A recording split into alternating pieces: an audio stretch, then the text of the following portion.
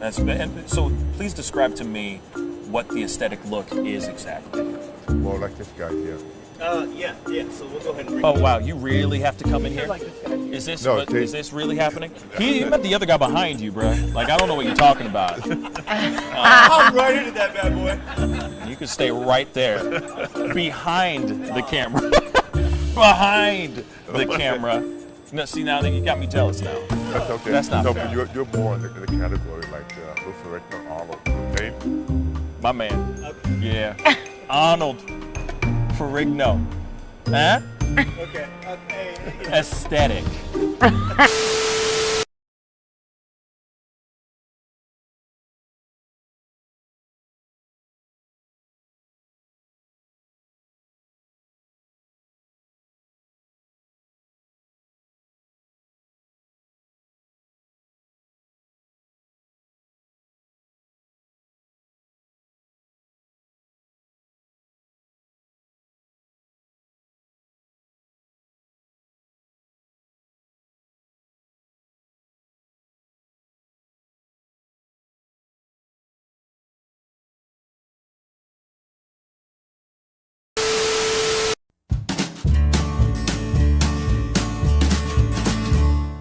That's great, partner.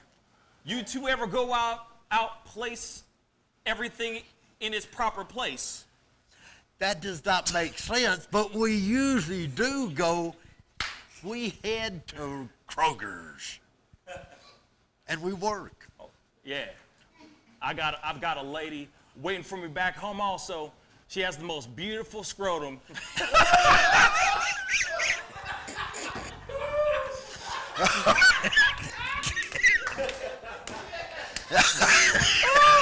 Oh, God. And when she sings, she sounds just like a puppy dog.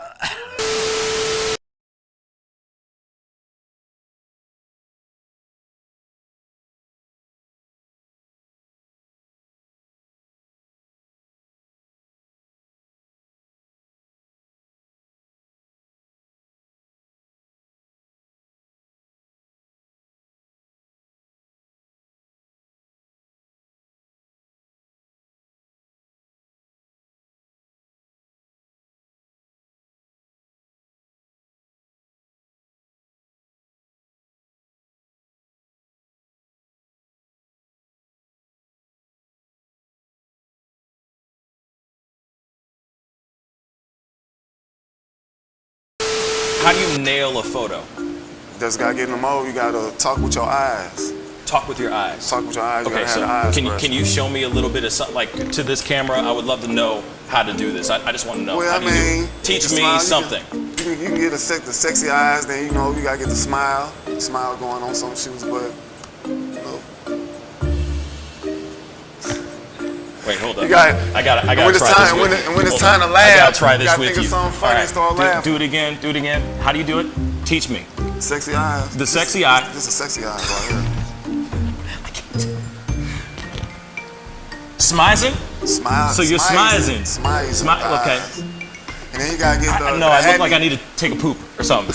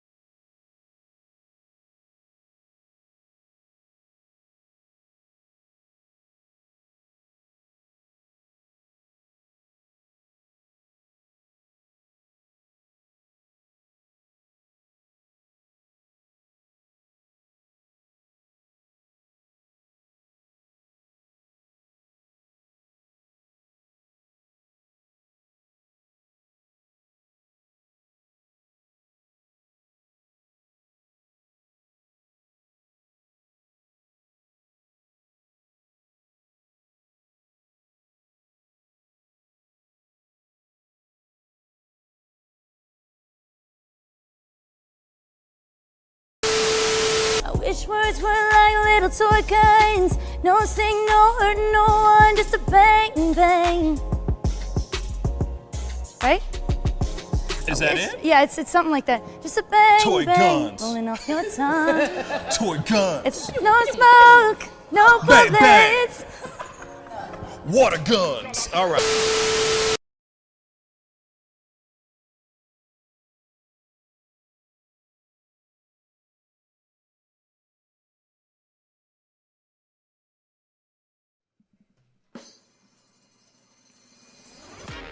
Pascal, you are now rocking with that dude Pascal. We be going wild, Haitian in the building, so original. Got the haters catching feelings. Get your hands up to the ceiling and keep them held high. Cause St. Louis isn't ready. Forget about it, goodbye. Hold up, we just saying hi. Five somebody rise up. Weekdays, catch us live. Somebody, let's go. Good morning, everybody, and welcome to the Pascal Show. Yes. Woo! Today is Tuesday. Today is Taco Tuesday. And how fitting is it that it's Taco Tuesday and it's Cinco de Mayo, y'all. Happy Cinco de Mayo to everybody who's out there that is actually going to celebrate this wonderful day. It is Cinco de Mayo. For those of y'all who don't know what Cinco de Mayo is, what we are actually celebrating, I don't know either, so I'm going to throw it to the guys. Isn't it like Independence Day or some sort of thing? I feel like an idiot right now, but I don't want to say anything out of turn. You feel me? Mm-hmm. So, yeah, Cinco de Mayo, it's the 5th of May, but also called the anniversary of the Battle of Puebla. It's a holiday celebrated in parts of Mexico and the United States to honor the military victory in 1862 over the French forces of Napoleon III. Interesting. So now we eat tacos that day. Okay, and then that's when we eat up. That's when we smash food. Tacos, and actually it's really just another excuse to drink. Another, for all those people who are avid drinkers, aka or beyond, the alcoholics that are out there that are just going, hey, it's another reason to drink. It's another reason to get ish-faced real quick. Yeah. So, hey, happy Cinco de Mayo. I know for a fact that Taco Bell and every single Mexican restaurant right now is probably getting a lot of to-go orders right now as we speak. And Patron is probably just scarce in every liquor store and every Walmart out there. Even the Costco jumbo-sized tequila, I'm sure, is gone right now. Right. You know what I'm saying? I saw a meme that said, isn't it fitting that we have Cinco de Mayo that's on a Taco Tuesday, but it's shut down by a virus called Corona? So, that's a good one. Man, see, I would have thought of that like 3 weeks later. You know what I'm saying? And I would have been like, damn, that would have been good right now. Damn. You know what I'm saying? Yeah. Damn. But anyway, that's very smart. Somebody got real smart. See, the internet never fails. Never fails. You know what I'm saying? But before we go into the news today, I got to show our lineup for today because I'm very excited about these people. They're very, very, very, very talented people that are going to be on the show today. We have Wavy Wayne, YouTuber and producer Wavy Wayne, coming onto the show at 10 a.m., which I'm really hype about. He's going to be talking about everything from producing music to his YouTube channel, the whole nine. So we get to know Wavy Wayne. And by the way, Wavy Wayne is one of our good friends and one of the co-hosts of this show, husband, Lydia Caesar's husband. This is Lydia Caesar's husband. So he'll be on the show to chop it up with us and all that. And a lot of the music that she makes, he's producing. He's behind her music. So talk about a power duo, a power couple. They are very, very talented. And then we have Dr. Gervais performing live on the show. at 11 a.m. It's going to be a wonderful and fun show. So, hey, man, you know, for all y'all that are watching overseas right now, everybody who's watching in Europe and everything, it's 5 o'clock over there or something like that. It's like 3 or something. You feel me? So, hey, if you got it, drink it. If you got it, roll it, smoke it. Enjoy yourselves. All right? Just be safe and don't drive. Don't drink and drive or smoke and drive. Just be smart. You know what I'm saying? But we are going to have a fun show today. We also have something else going on at the 11 o'clock hour as well. We have Pop Quiz HotShot that is going to be on for the first time. And I'm excited about this because this is an opportunity for all of you guys that are watching, being a part of the show, that kind of thing. This is an opportunity for you guys to have a good time, call in, and get a chance to win some cool things. It could be anything I damn well please. I could Cash App you money. It could be a roll of toilet paper. It could be some new swag or a new coffee mug, which I'm actually drinking out of today because I said, F it. Yes, it works. See, it's a cup. It's a cup. It's a mug. It holds coffee. It holds hot liquids. You know what I'm saying? But anyway, so what we're going to be doing something called Pop Quiz HotShot a little bit later on today. Actually, let me correct myself. It's actually going to be around the 10:30 time. So we'll be dropping the number for you guys to call and all that for a chance to win whatever. So you call in, whatever we come up with, most likely it'll be Tom and his brilliant mind with all the amazing questions that he has already locked up and ready to go. You just have to answer. Say again, what? The quiz master. The quiz master, yes. Quiz master Tom. You know what I'm saying? I swear, with that beard, you need like a cloak. And like you know what I'm saying? Like you need to have like a Gandalf cloak. You know, you shall not pass. You know what I'm saying? Something like that. But anyway, you call in. He's going to give you the question. All you got to do is answer the very, very easy, hopefully the very, very easy question. Hopefully it's not an easy question, actually. I say that. Let me take that back. And then you win something. You win a prize. As simple as that. And of course, before we go into it, I will remind everybody we will drop the phone number to call and all that. And that's going to be later on in the 10 o'clock hour. So be sure to tune in for that. Anyway, we got to, actually, before I go into it, I didn't even get to say hello to the fellas. You know what I'm saying? Checking in on you guys. How are you guys? Jack, Tom, how are you guys doing? Please speak. Just living in quarantine life, I guess. You sound very far away now. Do I? Yeah. Turn up your mic. Tom, talk. How are you? Yeah, I'm here. Oh, yeah, he's right there. How are you doing while he's figuring that out? Oh, yeah, I'm doing good. Can't complain. It's another Tuesday, Cinco de Mayo.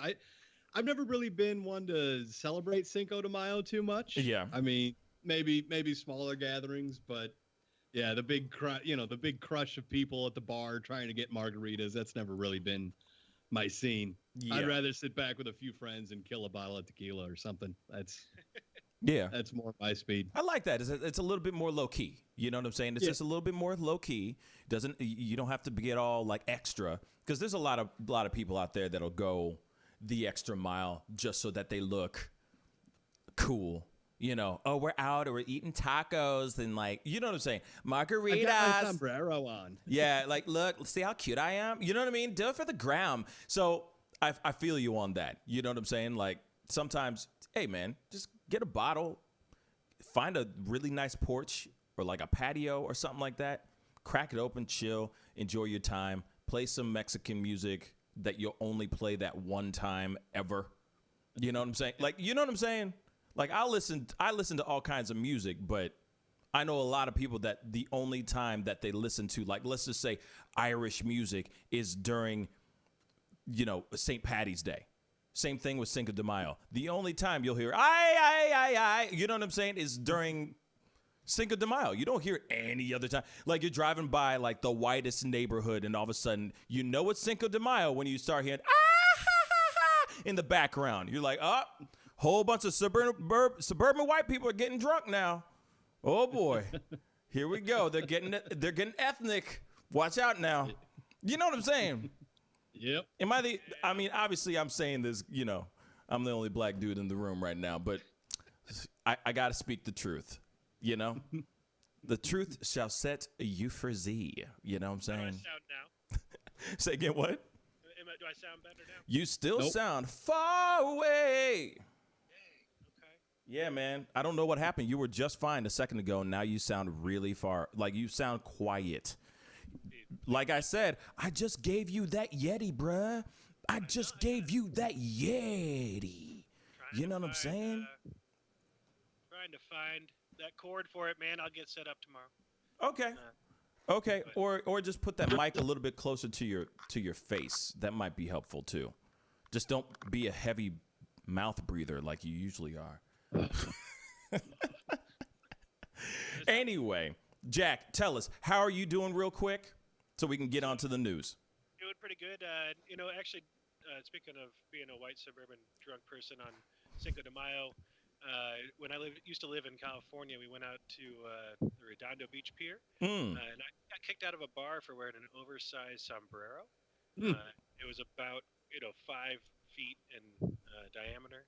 That'd be perfect for social distancing right now. That's right. You know what I mean? The problem is that Perfect. everybody wanted to wear it.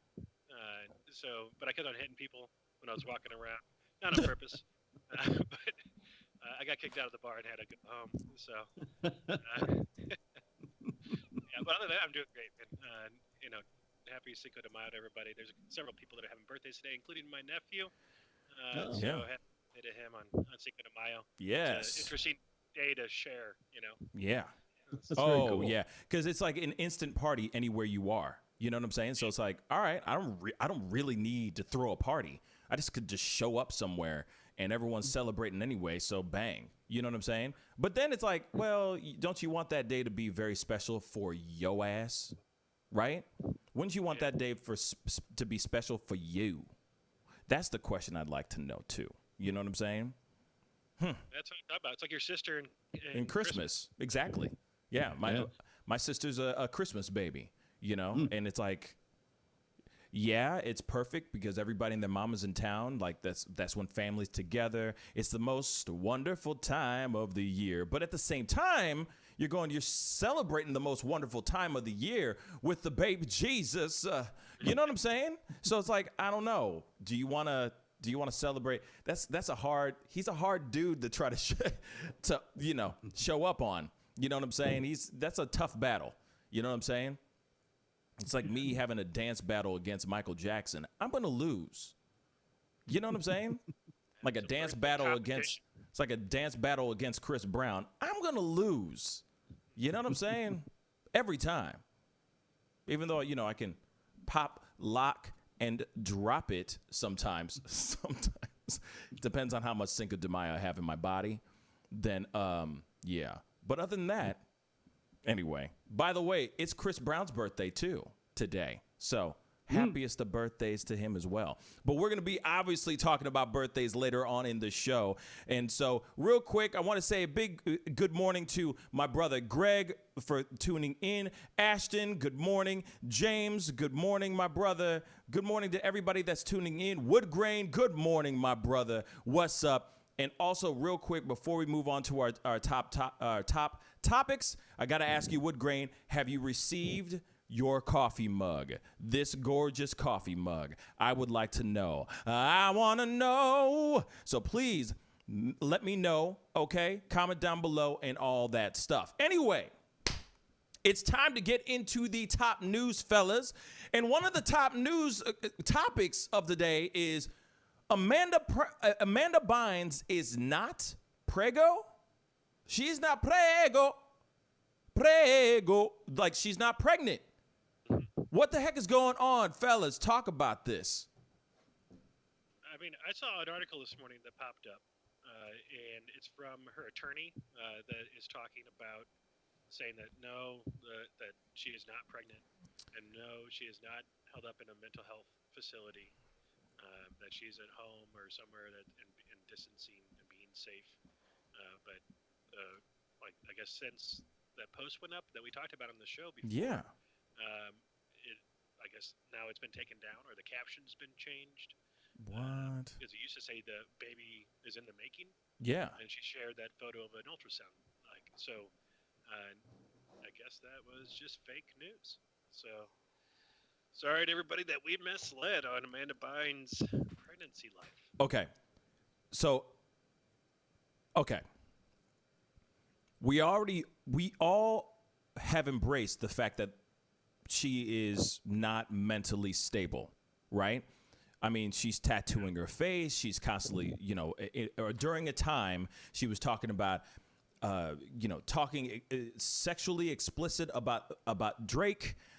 Now that doesn't, I don't think that's her losing her mind. That just sounds like any girl that's just a big fan that just happens to have Twitter at their fingertips. But she has been, obviously there's been public displays of her not being mentally well, not altogether. So the fact that she is not pregnant is not a surprise to me. Like that everyone in the world is going, oh, congratulations, you're pregnant. And then for her to say for her lawyer to go, actually, she is not pregnant is not a surprise to me. But I do want to do something real quick. All right. Fellas, if you can do this for me, I'd really appreciate this. If you can just take a tiny bit of a deeper dive before we automatically start assuming that she just went ahead and said something that wasn't true. What if she lost the baby? Well, that's something I want to throw out there before we start going, oh, she's mentally unstable, therefore she's lying. She made up all this stuff. Of course she would, because she's mentally unstable. I want to go first into, did she lose the baby, or was she never pregnant in the first place? Before, I feel like that's a fair thing to do before we put a judgment on. I'm kind of looking around. I'm not really seeing details on. Okay. It's really not her business anyway, if that is the case. But I don't know. You hope she's okay, mentally and physically, because that's an awful thing. But I really don't know. Everything that I'm seeing that says that they talked to the attorney. In a statement to Fox News, Bynes' attorney, David Esquibias, I don't know how to say that name there, but it said that Amanda is not pregnant and she is not residing in a sober living facility. She is sheltered in a safe location and is doing very well. So he just said she's not pregnant. He didn't say that she never was. So that's definitely an option. Because wasn't the boyfriend behind it as well? Wasn't he sitting there going, and there was an ultrasound photo and all that stuff, right? Yeah. Am I correct? Isn't that the story that was out there? Yeah, when we talked about it? Say again? In March, she shared a picture of an ultrasound on Instagram, writing "baby on board" in the caption, and which led many fans to believe that she was pregnant. The post has since been deleted. The attorney also said that any reports that Amanda is suffering from drug or alcohol addiction issues is completely false. Oh, she's come seeking on. treatment for ongoing mental health issues. And we ask for your privacy during this time. Interesting. Yeah. I don't know how to take that. I don't know how to take all of that. You know what I mean? Yeah. You know what I'm saying? Because initially I'm going to go down the route of this is her just another display of her not being mentally stable, saying that she's pregnant and all that. Wasn't she supposed to get married? And then the engagement got called off, and then right after that, I'm just thinking of the timeline. She was she was supposed to be. She got engaged, then the engagement got called off, and then after that, she posted, "Hey, baby, on board." And now they're saying she ain't pregnant. So I'm going, okay, something's not right. Something does not seem right in this conversation, in this situation here. He said so. Bynes announced her engagement to Paul Michael on Valentine's Day via Instagram. That has been deleted. And then Michael confirmed to In Touch magazine that they had broken up, but just a day after, Bynes took to Instagram to share the photo of herself and Michael, captioning the pic "My Love," and then I guess going on to the next Man. Stuff. So I don't know. Man. You know what? To me, it sounds like she was trying to keep her man. In a weird way. Think about it. So they were engaged. He called it off, right? You just said he called it off. Like sounds like he called it off. Then suddenly he said they had broken up. They had broken up. So he called it off. So then engagement called off by him. Then suddenly, oh, baby on board. Here's this information. Here's a sonogram. Maybe she was trying to keep him by saying, "Hey, I'm pregnant. Let me trap him real quick." You know what I'm saying? I mean, I'm all options. I'm exercising every option. So before I get destroyed on comments and everything, I am not trying to say anything bad about Amanda Bynes, but the track record she has of her mental stability has been very off, you know? And I hate to use the C word, like I hate to use crazy in this in talking about her. But clearly she's not right mentally. So I could see her doing something like that and then suddenly like him calling it off, being like, whoa, either they're not really on the same page or maybe she had one of her spells. Anything could have motivated him to say, nah, I don't want to get, like, I'm calling off this engagement entirely. You see what I'm saying? There's so much that you can mess with in regards to it. Then all of a sudden she's pregnant, like 2 seconds later, and now she's not pregnant no more. Clearly something's not right. And it seems like she just kind of threw that out as a moment of desperation. Like maybe she just didn't want to lose her boyfriend. I don't know. Comment down below and let me know what you think, because I don't know what to take. I don't know how to take that. And I'm trying to be as biased as possible. You know what I'm saying? Right? Yeah. Without putting yeah, shoot, man, her having a biopic would be an amazing one, because I'd wonder where the downward spiral started, you know, when she started having issues, or if she's always had issues, you know. Interesting. Such a shame, you know. Pretty girl, talented girl. I mean, when she was in the movies. So, or TV shows and movies. So I'm yeah, definitely comment down below and let me know what you think, or let us know what you think on this, because that's some wild stuff. Anyway, we're gonna go into a quick commercial break, and when we come back, we got something about Nicolas Cage and Joe Exotic. Stick around. This is gonna be very interesting. This is the Pascal Show. Bye.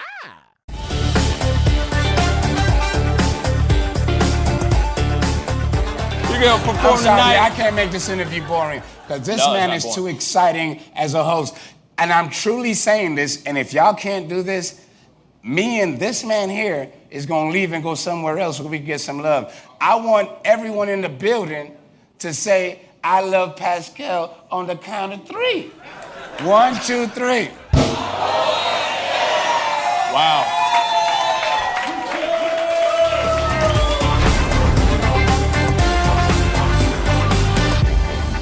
Homeowners and property managers, if you're looking for effective and humane ways to remove wild animals and deal with the damage that they have caused, we have good news for you. Introducing Wildlife Command Center.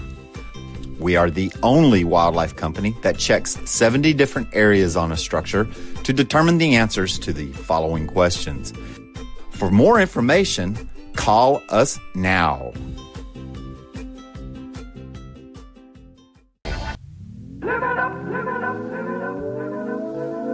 The Fur and Leather Center, providing the highest of fur and leather goods.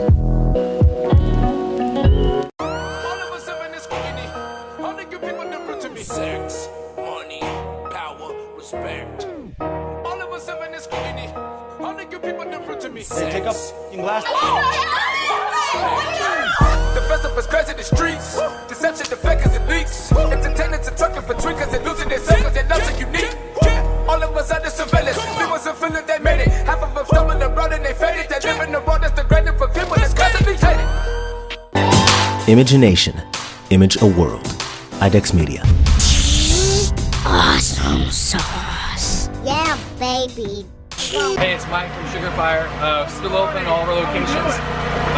Carry out, delivery, curbside. Call in. We're delivering outside of our range too. So if you get hungry, come on by.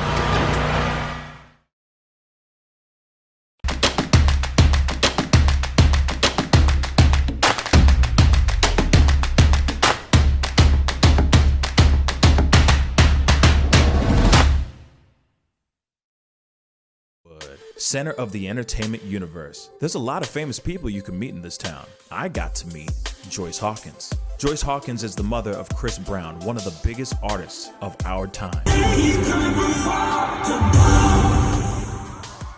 But don't get it twisted. There's a lot more to this incredible woman than just being a mom. Joyce was gracious enough to welcome me into her home, and we sat down and talked about everything from what it's like to raising such a remarkable artist to what her plans are as she sets out to embark on a new endeavor with her fashion line, Rose Marone. Tune in this Thursday during The Pascal Show at 10 a.m. Central Standard Time, streaming exclusively on YouTube. Welcome back, guys. Thank you guys so much for tuning in. Of course, like I always say, if this is your first time checking out the show, please go click that like button on our Facebook page. Follow us on Twitch. Of course, hit that subscribe button on our YouTube channel. That would really mean a lot. And of course, hit that like button on the live feed down below if you're enjoying the conversation. Anyway, we got to go into our next headline of the day, which is wild to me. Actually, it's not that wild, but it is wild. You know what I'm saying? Wild animals. We got Nicolas Cage is apparently going to be portraying Joe Exotic in a movie or a series. Nicolas Cage will be playing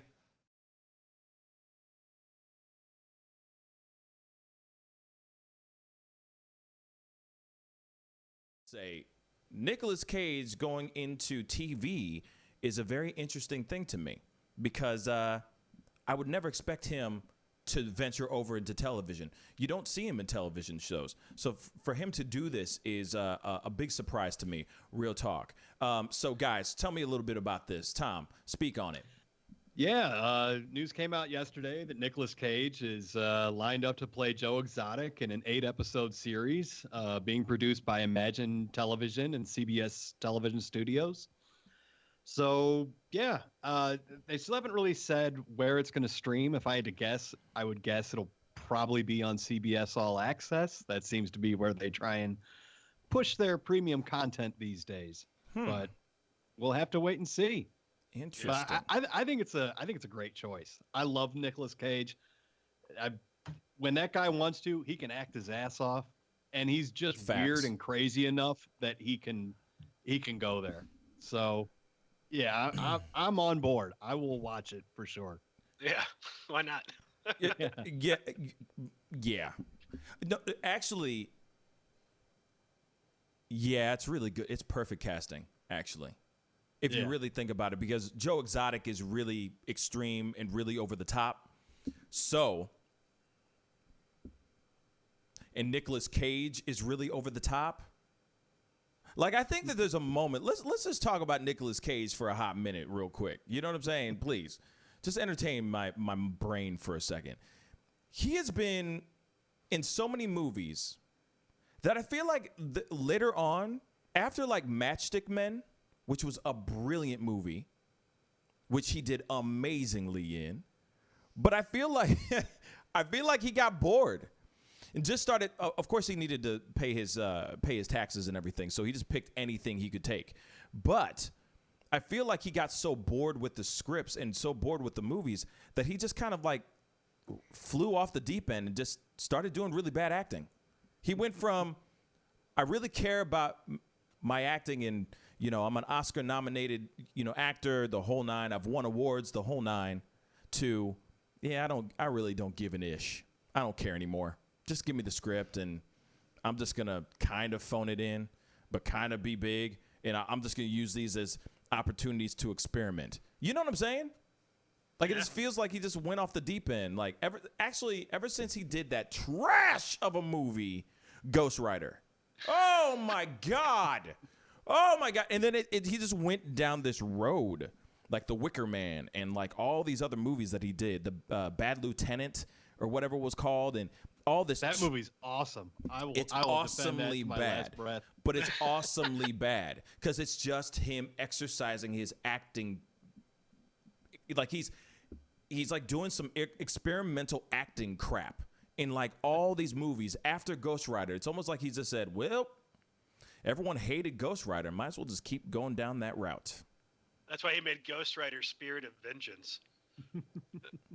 Exactly. And I see that there's also a Pay the Ghost. I imagine that's a third movie about Ghost Rider. Oh, dear God.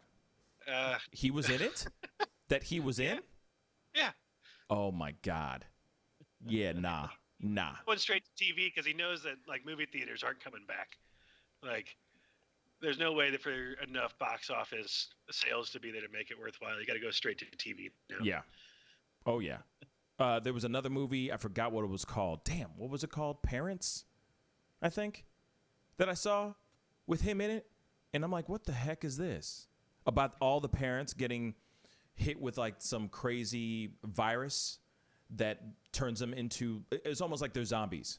They turn in, all the parents, all the kids' parents turn into like these killer, they want to kill their children. So, yeah. Excuse me. And the movie's terrible, but he's in it. And I'm like, damn, he's in this too? Damn. And I'm like, this is trash. He literally was like, I'll take anything. Just throw whatever you want to me. I just got to keep working. And it's like, you used to be Nicolas. I mean, he still is Nicolas Cage, but you know what I'm saying? Used to be upper echelon, like Tom Hanks, Tom Cruise, you know what I'm saying? Denzel Washington, A-lister. And now you're doing this, bruh. He's on every list. Yes. Yes. It's sad. I'll say Raising Arizona is probably my favorite Nicolas Cage movie. It's a great movie. Oh, yeah. Raising Arizona. I think I'd agree with you. Yeah. Leaving Las Vegas is also a really, really good one as well. You know? Recently, Mandy. Mandy is outstanding. Okay, so I need to see this movie. Now, is it outstanding because he does his experimental acting crap, or is it outstanding because he really does a really good job acting in the movie? There's a difference. Well, it's a weird movie because they kind of come together. His, what you would call experimental acting crap, with him just being crazy Nicolas Cage, it's just Nicolas Cage at his craziest in a movie where that seems appropriate. Okay. Fair enough. He's being totally crazy, but the rest of the movie is so crazy that he just fits right in like a glove. Like, it's just perfect. Okay. I mean, shoot, that's fair. It's a great movie. Okay, that's fair. I mean, all I'm saying is I've seen better movies with him in it that I still think. Like Con Air. Oh, dear God. See. There's those kind of movies that were just a foreshadowing of what's to come, because Con Air is so bad, but so good, and so Michael Bay, all at the same time, that it's like, and then that's when before he started getting the hair plugs and all that too. So he's got the hair extensions going on, and you know for a fact that he's full on bald underneath. You know what I'm saying? It was just like, wow. But he looked great. He did great for a campy, trashy movie like that. You know, it's Michael Bay, for crying out loud. Yeah. You know, it's Michael Bay. I liked him in all the National Treasures. I like those movies. They're just entertaining. Yeah. But, you know, that's a different type of action adventure than he usually is in. So that's funny. Adaptation was also great. Yeah. Oh, no, another great movie. See what I'm saying? Mm-hmm. He's done some really great stuff, but he's been like back and forth. So anyway. Yeah. Definitely comment down below, guys, and let me know what you think. Nicolas Cage playing Joe Exotic. What do you guys think? Do you think this is a good casting call, or do you think that this is a little bit out in left field? I'll say this. I think it's a really good idea because Joe Exotic is very extreme. Now, the other thing, though, is have we ever seen Nicolas Cage play a character that's gay? This will be interesting, too. I've never seen him play a gay character. Yeah, off the top of my head, nothing springs to mind. So this will be interesting to see, too, if he's willing to go to that distance, to that length. Especially it's a series, so it's going to be interesting in regards to his the polygamy that he had. The obviously he had multiple partners, so it'll be interesting to see what he does with how he portrays the character. But that'll be very interesting. They almost have like the same. They almost do really have the same look. So this is going to be fascinating. There was a time when they were saying like Dax Shepard. Why? Why though? You know what I'm saying? Like when was Dax Shepard ever in a good movie? I'm curious. No offense to Dax Shepard, but I'm just saying. And a lot of you guys are probably going, "Who the hell is Dax Shepard?" Exactly. See what I'm saying? He's married to Kristen Bell. Oh yeah, her. Yeah. Anyway, just doesn't make any sense though. It don't to me. But I'm interested to see what you guys think. Is that a good casting call? Are you excited about seeing this movie or seeing this TV series that's going to be coming out? I'll tell you this. I will watch it. I will most definitely watch it and laugh the entire way because it's Nicolas Cage. It's Nicolas Cage, guys. It's worth it. So, moving on to the next conversation. Tom Cruise shooting a movie in space. What in the hell is going on? Tommy boy, speak on it because this is new to me too. Yeah, Tom Cruise is teaming up with, well, the rumor is, this is from Deadline. They're reporting that they're hearing that Tom Cruise and Elon Musk, basically SpaceX, are working with NASA to come up with the first narrative film shot in space. Wow. Yeah. They said it's not going to be a Mission Impossible movie, and no studio is in the mix at this stage. But they're hearing that SpaceX and Tom Cruise and NASA are working together to make a movie shot in outer space. For real, though? Like, on some real stuff, man. Tom Cruise in for real outer space, like the outer space. Now, this will be history in the making if this really goes down. I'll be straight funky, man. Like that is some brilliant. If Tom Cruise pulls this off, this will be genius. And everybody and their mama is going to want to see this movie. If he can actually accomplish this particular goal. Now, the only person I can think of in the movies that's crazy enough to do something like this is Tom Cruise. You see the Top Gun movies. You see the Top Gun movie that's about to come out. Obviously, it's been pushed because of everything. Coronavirus. But anyway, he's flying those fighter jets himself. He's doing most of the stunts himself. I think he's doing all the stunts himself. Like, he's turned into America's Jackie Chan. Real talk, right? So for him to do this in space, he's the only person I can think that could really, truly pull something like this off. And if he does this with Elon Musk, my dear God, that's going to be brilliant. That is going to be brilliant. That's all I'm going to say. I can't. He's an adrenaline junkie, right? Yes, that's got to be like the jets aren't enough. I got to go to space. He's like, well, what can I do that's going to make it even better? How can I take everything that I've done and go shift into that deeper gear, into that faster gear? Wait a second. I've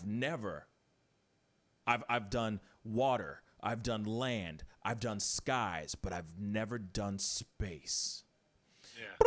Hey, Elon Musk, You know what I'm saying? Hey, hold on. Excuse me. I'm so busy smoking this blunt that Joe Rogan made for me. Hold on. What? Space? That's amazing. I like that. Let's do that. That's incredible. If they can actually pull it off.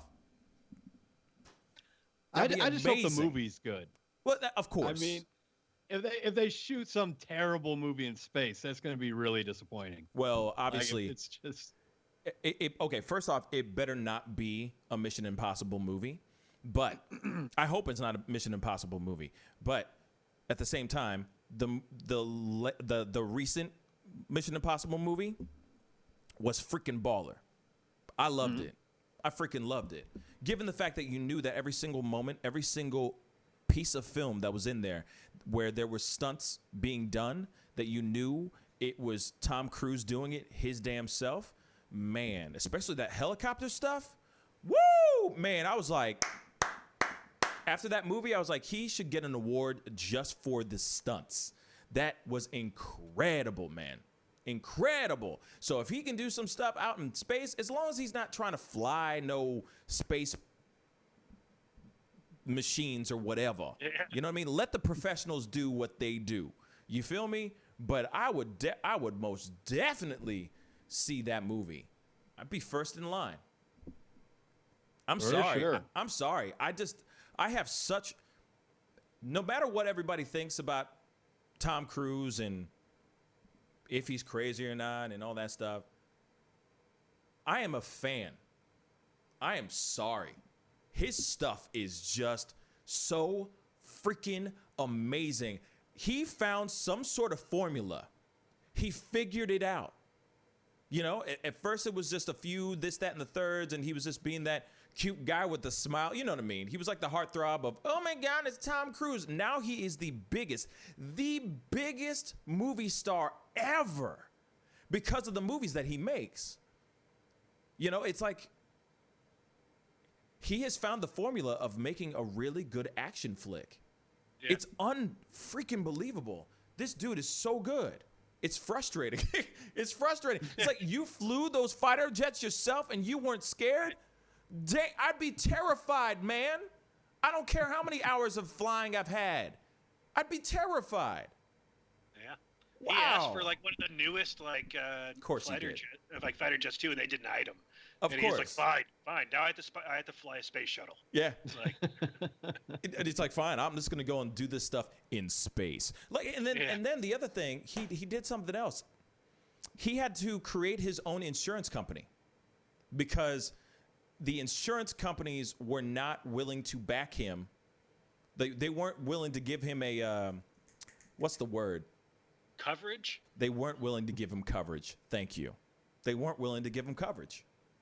Because they were just like, you're too much of a liability. You are too much of a liability and you're way too expensive. And the thing is you're throwing yourself into harm's way all the time. What if said thing just blows up or you crash or you fall off or a stunt goes wrong? You feel me? Yeah. Unbelievable. But yeah, man, whatever he does is incredible. You know what I'm saying? Like whatever he does, woo! Like I said, he is Jackie Chan of America. He is Jackie Chan of America. Yeah. Except he does drama. He doesn't do comedy, action flicks. You see what I'm saying? And he's a good actor. And he's a good actor too. So anyway, like I said, I somebody's got to do it.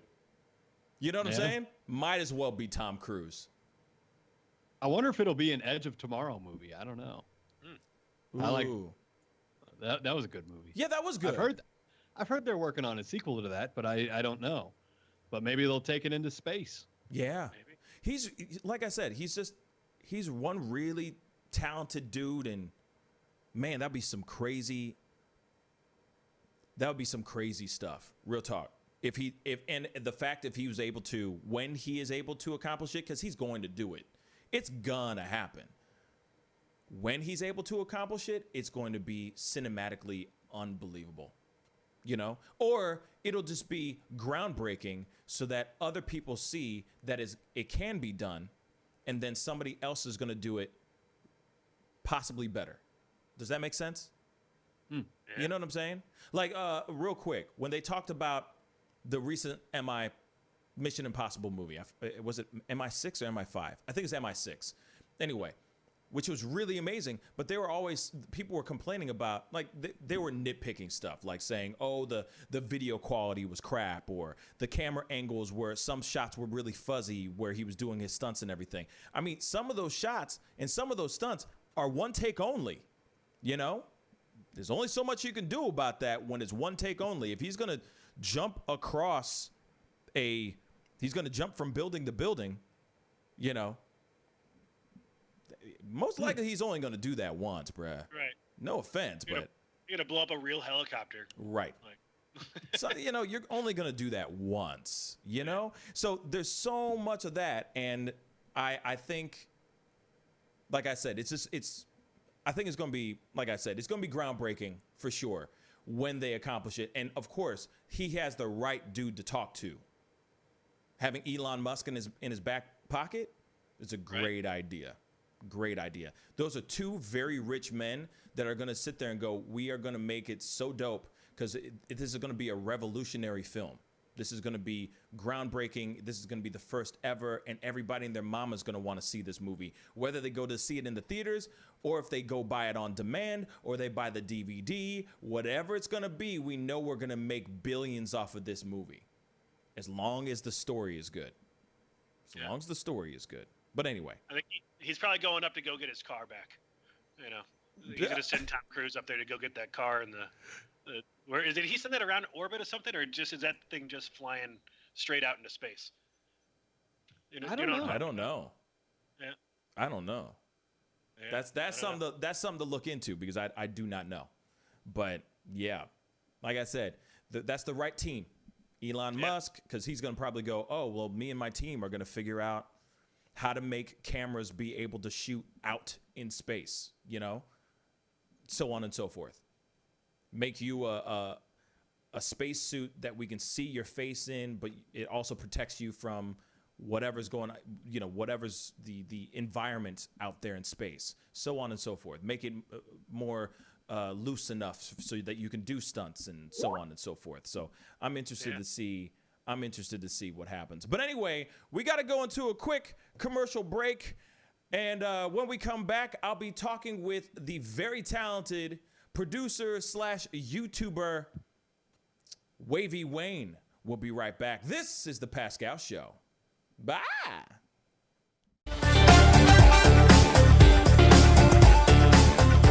You're going to perform tonight. I can't make this interview boring because this man is too exciting as a host. And I'm truly saying this, and if y'all can't do this, me and this man here is going to leave and go somewhere else so we can get some love. I want everyone in the building to say, I love Pascal on the count of 3. 1, 2, 3. Wow.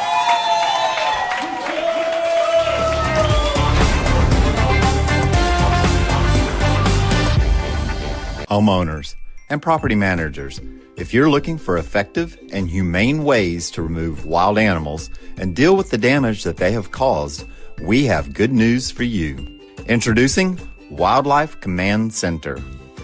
We are the only wildlife company that checks 70 different areas on a structure to determine the answers to the following questions. For more information, call us now.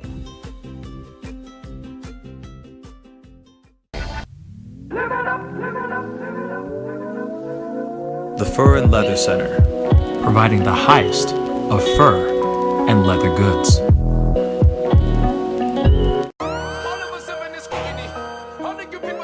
Sex, money, power, respect. All of us have in this community. All the good people different to me. Take up your glass. The festival is crazy in the streets. Deception, the fakers, it leaks. Entertainers are trucking for tweakers and losing their self because they're not so unique. All of us under surveillance. We wasn't feeling they made it. Half of them stumbling around and they faded. They live in the world that's degraded for people that's constantly hated. Imagination. Image a world. IDEX Media. Awesome sauce. Yeah, baby. Hey, it's Mike from Sugar Fire. Still open all of our locations. Carry out, delivery, curbside. Call in. We're delivering outside of our range too. So if you get hungry, come on by.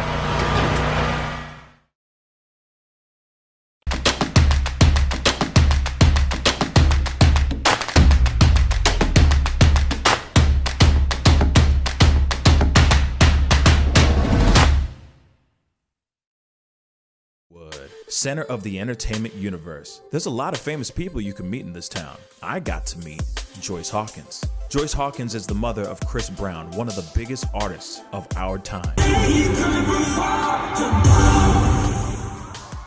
But don't get it twisted. There's a lot more to this incredible woman than just being a mom.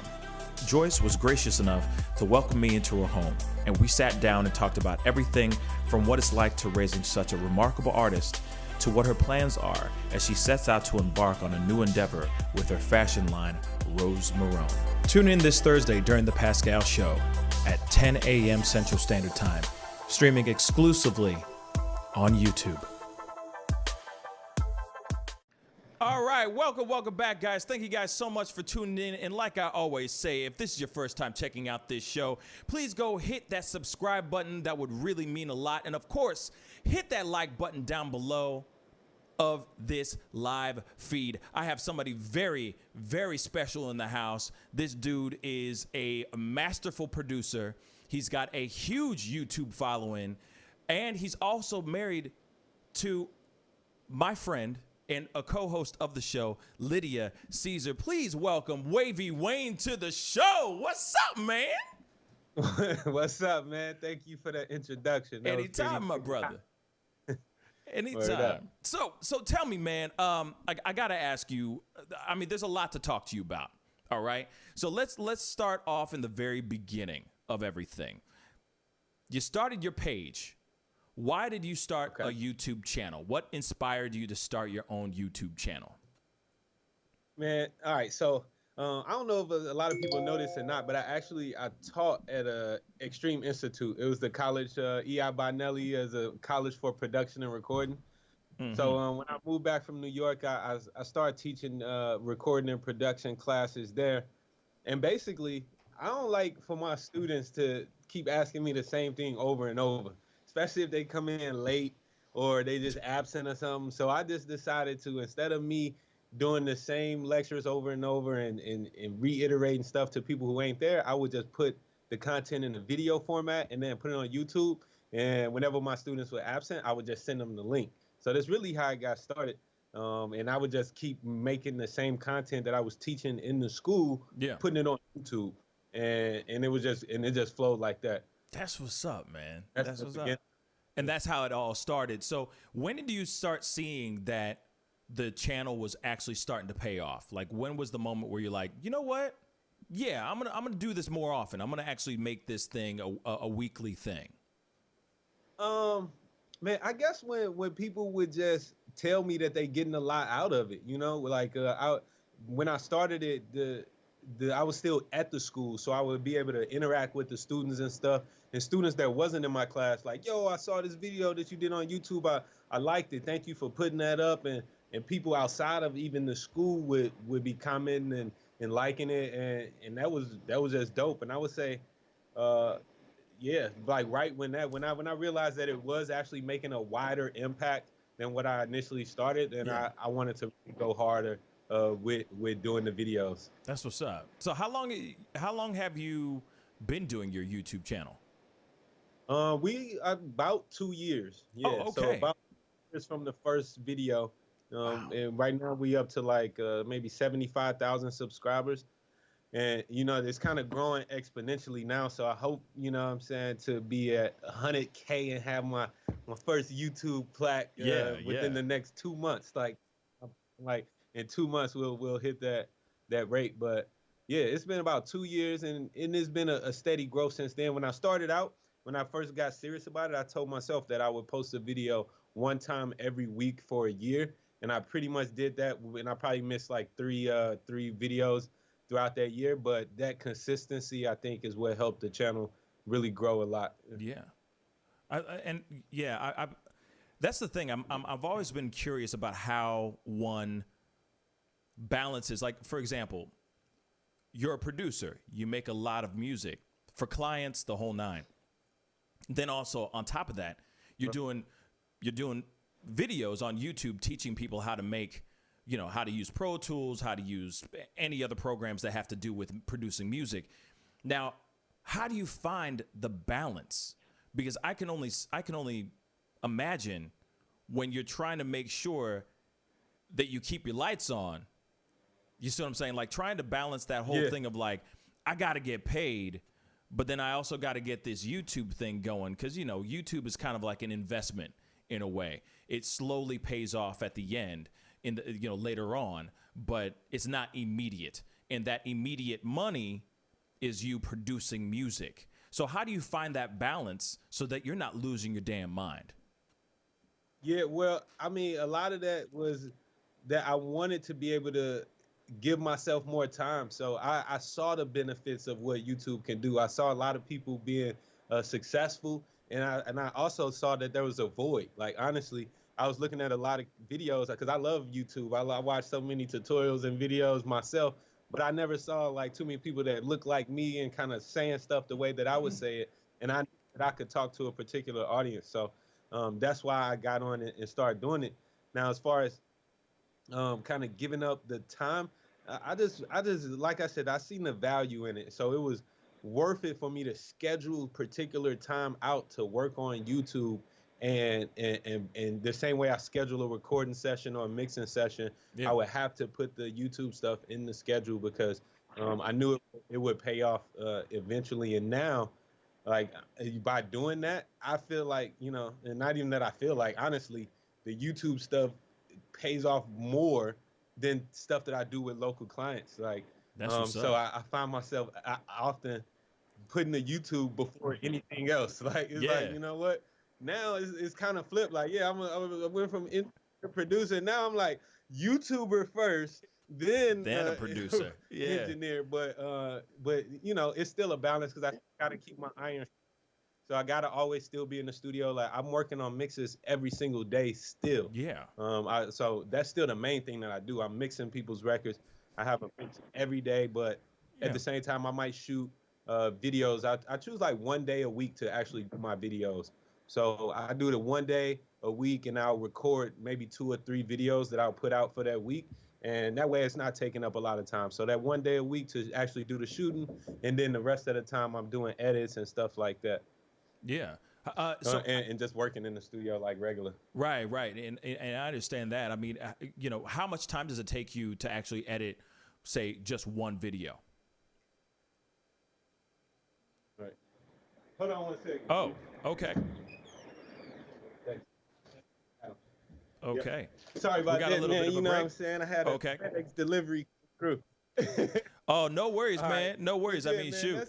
Hey, that's how live this show is right now. You know what I'm saying? That's how live this show is. Go ahead. I don't even know how he got up here. Somebody is in the building. That's hilarious, man. But anyway, so I was going to ask you, how long does it take you to make a video? How long does it take you to actually cut and edit a video? Man, it could vary. Some videos could take, like, as far as recording it, it might just take me 20 minutes to an hour, depending on the content and how many times I mess up. Yeah. Because I still, whenever I turn the camera on, even though it's just me, I feel like I get stupid when the camera on sometimes. So maybe like an hour to actually record the content. And if I'm doing multiple videos, literally about 2 hours tops between setting up everything and getting it all recorded. Right. And then editing is obviously the longest part. So editing one video could take from an hour to up to 4 hours, depending on the content again. So but yeah, it definitely takes some time. It's a time investment for sure. That's what's up. That's what's up. Yeah. Okay. So then, but now I've gone from producing video to. Are we connected still? Oh, Can yeah, you hear we're me good. all right? We're good. So you were saying?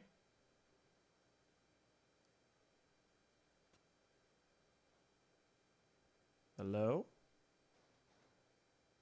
Okay. I guess I lost him there. Yeah. Okay, there we go. Here. He's back. He's back. Okay. So real quick. I'm here. Okay. Cool. So let me ask you this. In regards to endorsements, let's talk endorsements real quick, shall we? Let's talk about that. Okay. Your first, all right. When did you start seeing, what was the number of subscribers what was the number that you had of subscribers when you started seeing actual endorsement deals start hitting up your page? That's funny, man, because another part of why I did this too is that I told you I was watching a lot of videos, man. I'll be watching all the cats reviewing iPads and iPhones, and I'm like, dang, man, I want somebody to send me some free stuff like these cats. So yeah, I would say probably about 10,000. When I was at about the 10,000 mark, that's when I started to see some endorsements come through. Yeah, so right about there is when it actually started to come in. Yeah. With sponsored videos, people want to send me different products to review. I think the first company that reached out was a $60 headphone company. They had some headphones that they retail for $60. They're like, hey, we'll send you these headphones for free if you talk about them on your channel. I was like, oh, okay, I got my first. Yeah. You're like, hell but yeah. Now, exactly. Hope these now got a little better than that. But yeah, that was the beginning of it, just opening up. And I just also used that as an opportunity to show other companies that I could do it. So it wasn't always about just the money at first or whatever the product was, but just what I would take whatever products they was giving. If it was a cheap headphone, I'm going to review it, give a great review about it, do in-depth, high-quality video. That way it's more attractive to other potential companies who wanted to come out and do the same thing. So that's what's up. Yeah, that's pretty much how I started. But it was probably about 10,000 subscribers is when I say that they first started reaching out. And these companies, they reach out. I would even like to do more. Like I said, I'm so busy already with doing the content and still maintaining the studio work that I don't even reach out to any companies. But luckily and gracefully, I have been blessed that they stay in my inbox. So I end up turning more people down than me having to reach out.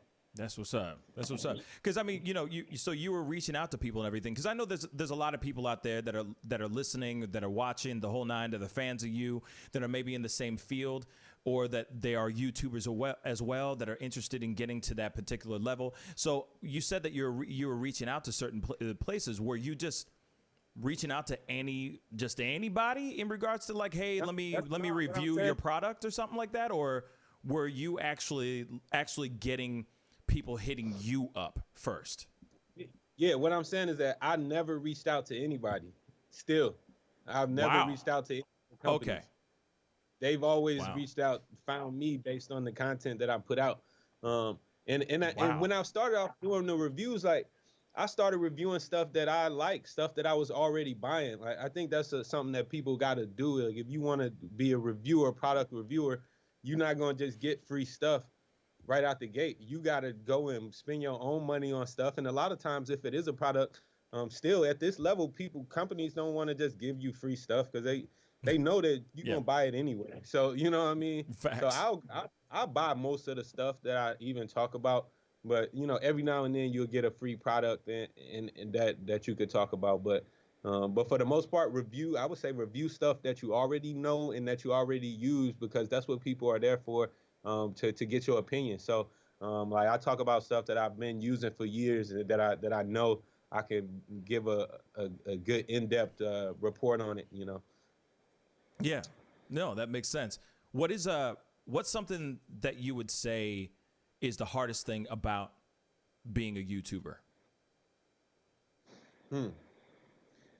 Honestly, the hardest thing is not even coming with YouTube, but it's just everything else that comes with it, because I really want to interact with so many people and talk to all of everybody that hits me up and reply to every DM and every email and every message.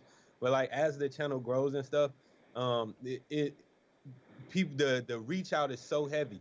So many emails every day, so many DMs every day. And I used to pride myself on being able to reply to every single person. And lately I found that I'm not doing that as much, just because there's no time to do and reply to every single person. Right. So that's a part of me, because I want to do that for people. But as far as like, difficulty, it ain't really difficult. Just staying consistent and being true to what's going on. Yeah. Okay. As simple as that, right? It's just that simple. Yeah, it is, man. Like, no matter what your field is, like, just, you don't gotta be the expert. Luckily, I'm coming from an expert point of view when I'm giving my tutorials. But there's so many different ways that you could do this, man. There's so many different ways that you can get in on YouTube. You don't have to be an expert in anything, or whatever it is. You just gotta give people the real you. That's what they want to see. Like, so my tutorials are different than everybody else's tutorials because I bring me to it. So even if it's the same topic that somebody else is talking about, they're not gonna say it the way I'm gonna say it, and that's pretty much it. And that's even why I give away all this game, and I tell people that too. I think a lot of people are even scared to tell people what they know. I'm not scared to tell nobody anything that I know. I would literally tell you everything I know about recording and mixing.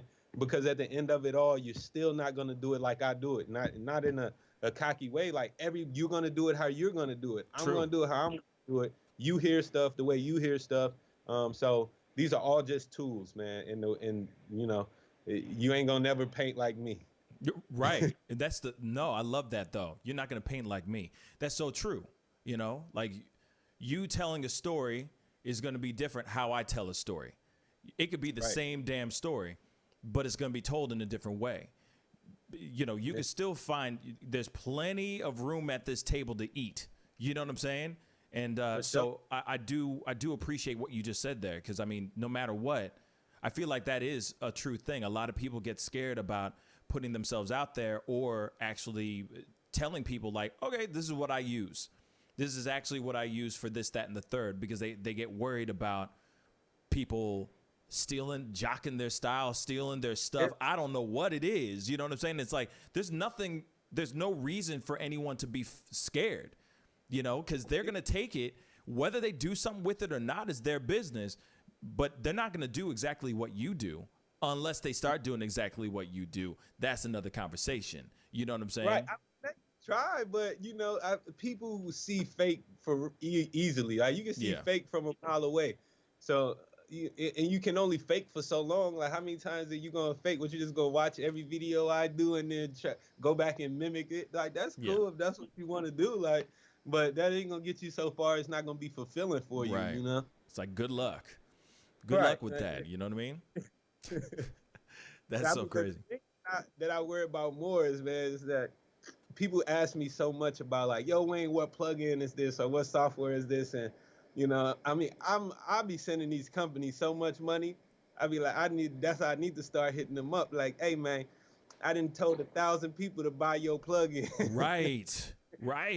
Yeah, I was gonna ask you, like, because I know that there's a lot of times you'll sit there and go, hey, this is not a paid review. This is just me putting in my 2 cents, the whole nine. Like, when is the moment where you go, hey, man, like, yo, y'all need to start chucking me some change, man. Like, when does that moment actually happen? Because I feel like a lot of people like yourself that do reviews on products, like, you're only giving that product a whole lot of love, Yeah. So why not get a little money?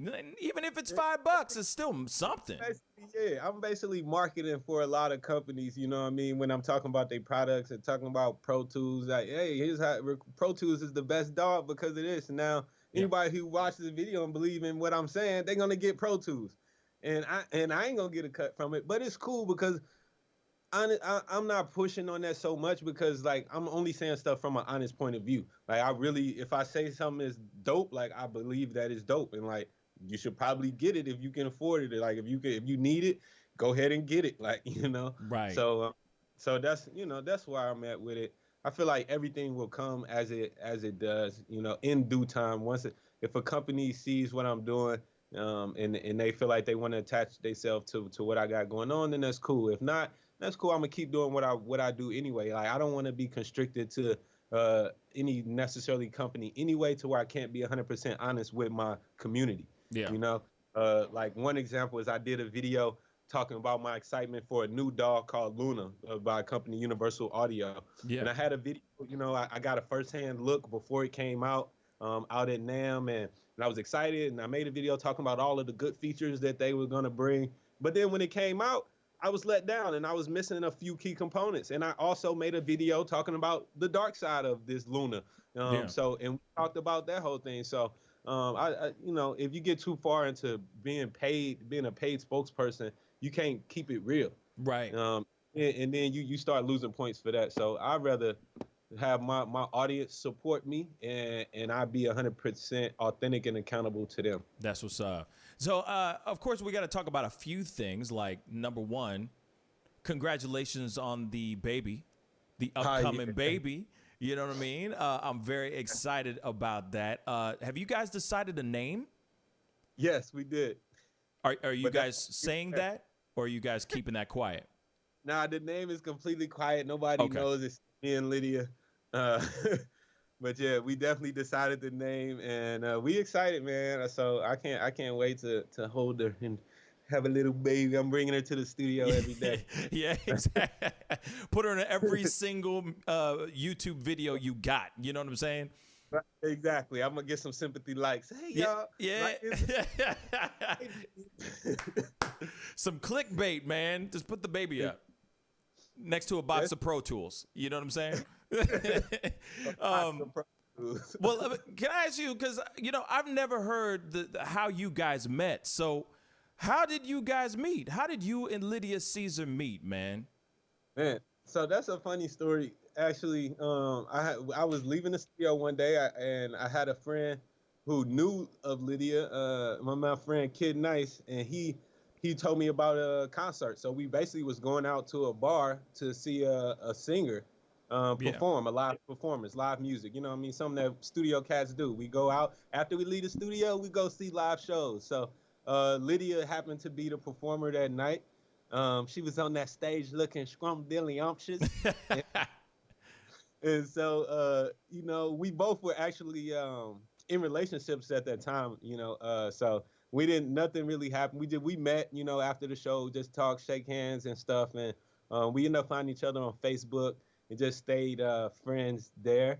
Yeah. And I guess a few months later, she slid in my DMs like, what's up? And I was like, what's up? You know, so we got to talking, and we ended up going on a date from there. And pretty much that was almost 10 years ago come June. Yeah, we've been together pretty much every day since our first date. She didn't want to leave me. I love it though. Oh man, that's beautiful, man. Like, real talk. First off, congratulations, because she is one of a kind. She is amazing. We love her on the show. A lot of people who listen to the show love her to death. So the fact that, and of course, you're dope as hell as well. So I mean, both of you guys together as a unit is an amazing thing. Like I said in the before, like in the beginning of the show, I was like, these guys are seriously like a power couple, and you guys need to be on the watch for these two, because these two are about to do something huge. And so so yeah, man, huge congratulations on the baby. Of course, good job on Lydia Caesar. Let me just say, good job. Man, she's amazing. I hit the Lydia Lotto, you know. Yeah. Yeah. You're like, yeah, baby. Make it rain. Oh, you like me? You like me? I had to make sure I was free. Yeah. Like, okay, cool. You're I'm gonna make sure I do the right thing this time. I love it, man. So congratulations on that. Congratulations on the baby coming up. The baby's coming soon, right? And baby will be here dropping sometime in June. You know what I mean? Like first week in June is what we looking like, first, second week. So yeah. You and Lydia's mixtape is coming out in June, dropping in June. I love that. 15th, the hottest album released ever. Be on the lookout. By Lydia Caesar and Wavy Wayne. Yeah, man. I love it, man. Congratulations on all that. And I'm like I said, I'm so hyped and so excited for y'all. It's gonna be that's the most beautiful collaboration ever. So Yeah, I'm excited so. for you guys. Real talk. Hey, Man, anytime. I can't wait either. I can't wait to see the little baby face. Yeah, me too. I can't wait to see it too. You know what I'm saying? I love kids. I love kids. I'm like the biggest kid in my house. You know, all I do is as soon as I go home, I'm playing Fortnite and I'm being the biggest kid, riding my bike around and all of that. So the kids love me and I love the kids. Yeah, man. That's dope, man. That's dope. So that makes you perfect to be the greatest father of all time. So I'm excited for you, man. Okay. Y'all take note out there. Yeah, man. Oh, man. That's me, the greatest father of all time. Now you need a T-shirt that says that now, or a coffee mug that says it. You know what I'm saying? Bye. Man. I'm just saying, I'm not affiliated with this water company, but hey, if they see this and they, you know, I drink water all the time. How does it look? Bang. Now you gotta turn the logo a little bit towards the camera a little bit. Bam. There you go.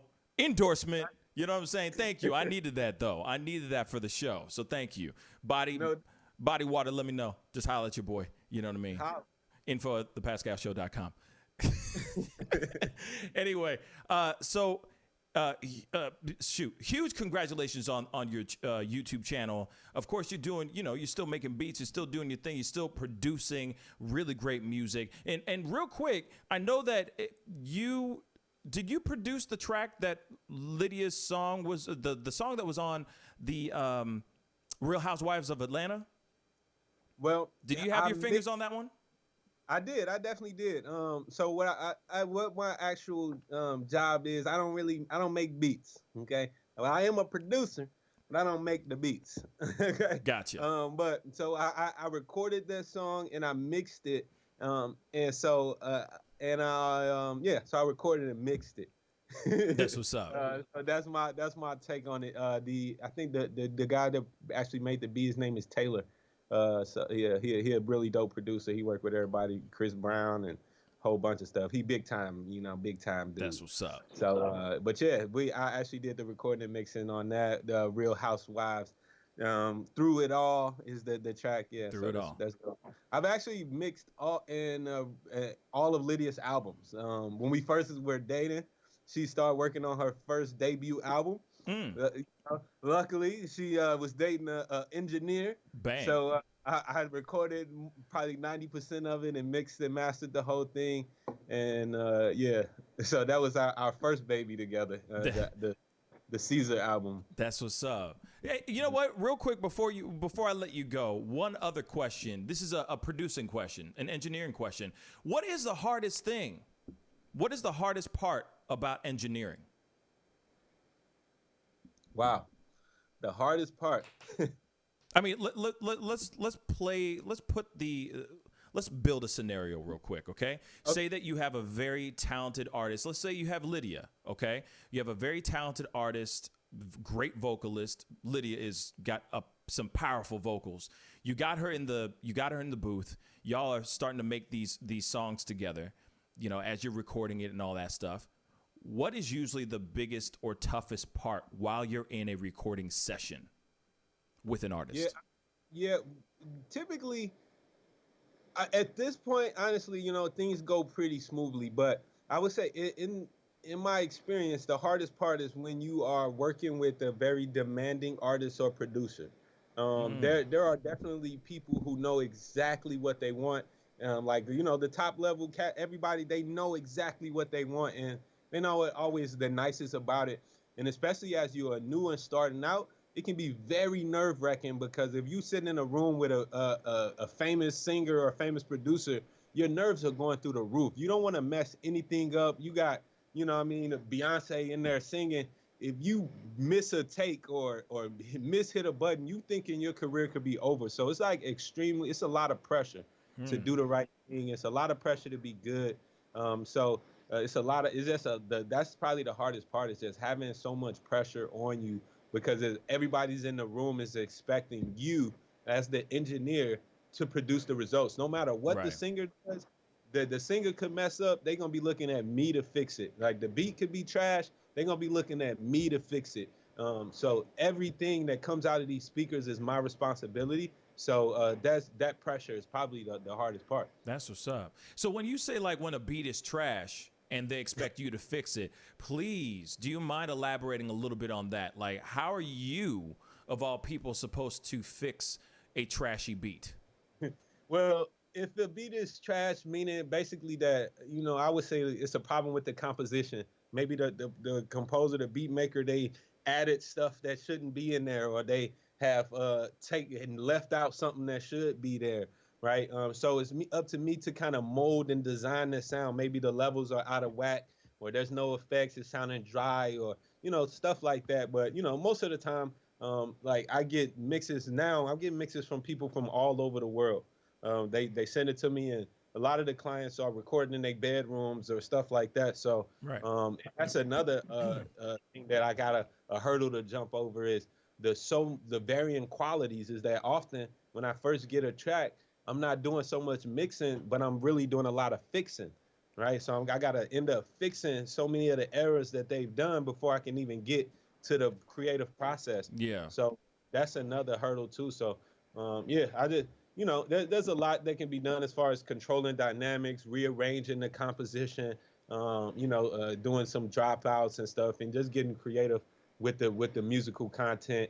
As far as singing, obviously, you can go as far as changing the complete pitch, changing the pitch of every single note manually. They got auto, Melodyne, Melodyne, all of these different tools that you use. But yeah, I mean, and with the production, sometimes if the kick is whack and ain't working, I had to go in and change out every single individual kick drum, or swap out every individual snare with another sample that I have. Okay. So stuff like that, resynthesizing different instruments that might be used if they were recorded poorly, or if you used the guitar that was out of tune, trying to find a way to fix that in the mix. Yeah. Wow. Okay. So I didn't know it was that intricate.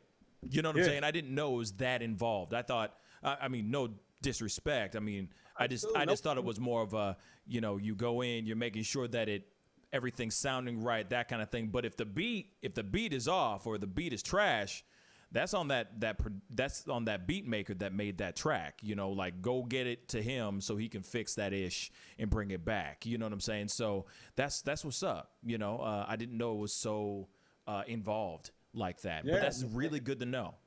It's a lot of layers to it. And honestly, I feel like mixing engineers, recording engineers are really the unsung heroes of a lot of music nowadays, especially this electronic music that calls for all of these different effects and stuff that we hear. Is like the artists can't produce that stuff on their own, right? But you don't never see the engineer's name.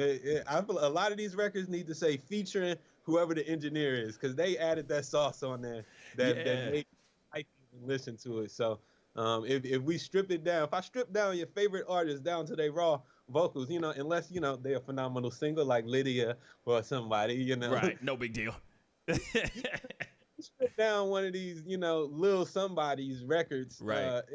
They're gonna end up embarrassed. right, and they're gonna sound all over the place. But that's good to know, man. First off, I really appreciate you coming in and telling me this, because that's some stuff I've always wanted to know. I mean, and also on top of that, I've been watching I've recently subscribed to your channel, actually since the start of quarantine. Because I'm starting to learn Pro Tools for myself. Because I'm a vocalist too. No big deal. Yeah. But I hear that you got some pipes. What? Say again. What did you say? I said I heard that you got some pipes on you. Oh, yeah. Rumor has it. But so I've been doing some, just having some fun, learning some things. But I've been watching your videos.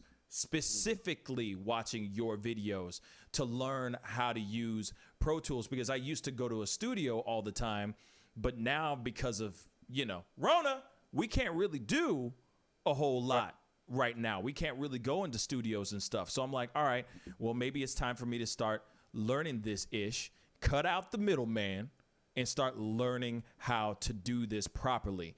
And, so that's what I'm in the middle of doing right now, is just trying to learn how to do it. And I've been watching your videos like crazy. So hey, anytime, man. Thank you for putting out all that content. Like literally, all I got to do is type in like such and such question, and I put Wayne.wave, and there it is. And I'm like, damn, you just answered my question. I don't even need to Google nothing. I just look it up on you. That's it. Yeah, man. I mean, when the whole Rona hit, I knew that stuff was gonna be different, you know. So I immediately, before the even lockdown hit, I had video series coming up, talking about, you know, how to build your quarantine studio, how to make a home studio, you know, and a makeshift booth and all of that, because you got to stay ahead. Like, even that's part of a big reason why I got into teaching at all, is because I saw the trend changing. I saw how people were leaving even the larger studios. I'm working in New York City. Some of the biggest studios that cut some of the biggest records in the world were closing down because people were just finding ways to record at home and record in smaller studios. So my whole thing is, I'm going with the wave. I'm going to ride the wave. I ain't going to try to fight that thing. So once people start going to their home studios, I'm like, hey, I started teaching classes in New York on how to record in your home studio. And it wasn't on YouTube yet. But it was just me getting together in a studio with like 10 students and teaching them what I know so that they can take this back and apply it on their home systems. And then that just evolved into teaching at the college and then teaching on YouTube. So and so everything, like with everything, if you want to be successful, you got to definitely kind of notice where the trends are going and be able to adapt to that and provide people what they need. Exactly. That's so true. I couldn't agree more. You know what I'm saying? Like, I'm in my office, you know, kind of thing. Looking good. Thank you, man.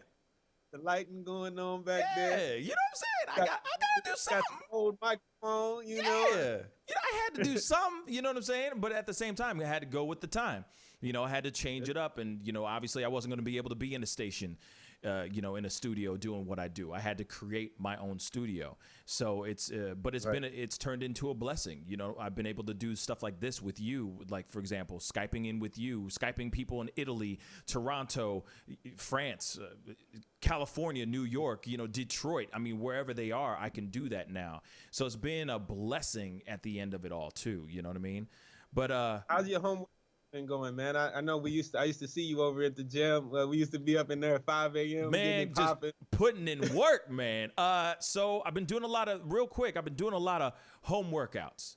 But lately I've been losing the motivation because it's hard to, when you want to make personal gains or you want to do personal records and, you know, you want to hit your PR and you want to get your 1 rep max and all that stuff. You can't really do that when you only got 30-pound dumbbells. You know what I'm saying? So sometimes it's hard to stay motivated. You hitting on 200 joints right there. You're like, man, I'm done. You know what I'm saying? Like, I'm used to throwing some weight around, bruh, and I can't do that right now. So it's been really tough to stay motivated sometimes. You know what I'm saying? But, you know, I'm still doing a whole lot, you know, just trying to stay maintained. You feel me? Just trying to stay maintained, you know? Summer is still here, man. Summer's still coming, so we can't lack up. Hell yeah. It's hard for me to stay motivated, too, man. I probably hit the basement gym, like, twice a week max. Like, right. That, you know? That's about it. You know what I'm saying? So I'm on the same page. You know, I mean, I'm usually, I at least do my push-ups every morning, that kind of thing, you know, just to keep the blood flowing. But yeah, it's been, you know, in the very beginning, I was with it, man. I was sweating my balls off every day, putting in the work, you know, just crazy circuits. And then now it's like, donuts. Donuts. Right. You know what I'm saying? Donuts. But I did the push-ups. I still deserve this donut, though. I do deserve this donut. Yeah, I deserve this donut. You know what I'm saying? That's what's been going on. But like I said, I'm looking forward to when the gyms actually kind of open up, sort of, here in the near future. And we'll, you know, I'll be back into it. You know what I mean? 5 a.m. just putting in the work. You know what I'm saying? That's it, man. Man, do it. Wayne, thank you so much for coming on to the show. Problem. Please let everybody know where they can go and follow you real quick. Yeah, you can find me on YouTube and Instagram at Wayne.wave. That's Wayne.wav. No E on the end. Wayne.wav, like the audio file, because I'm an audio file. If you get that, then you should probably follow me. And if not, then follow me anyway so I can teach you about this whole lifestyle. Facts. I love that. I love that, man. Thank you so much for being on the show, man. It really, really means a lot, bruh. We got to go into a quick commercial break. Be sure to check out Wavy Wayne. That's his YouTube channel's Wayne.wave. YouTube.com/Wayne.wave. So check it out. WAV, not like the wave. All right. The audio file. Anyway, we got to go to a quick commercial break. We'll be right back. This is the Pascal Show. Bye.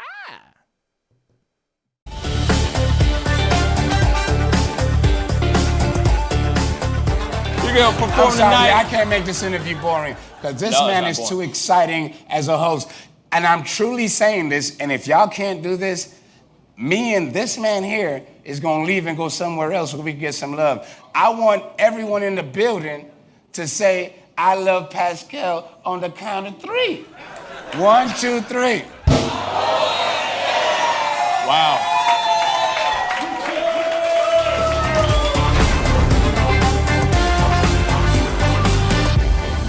Homeowners and property managers, if you're looking for effective and humane ways to remove wild animals and deal with the damage that they have caused, we have good news for you.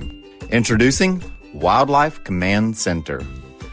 We are the only wildlife company that checks 70 different areas on a structure to determine the answers to the following questions. For more information, call us now.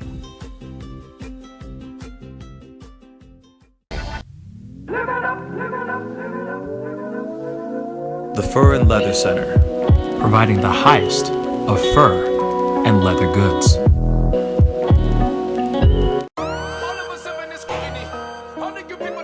Sex, money, power, respect.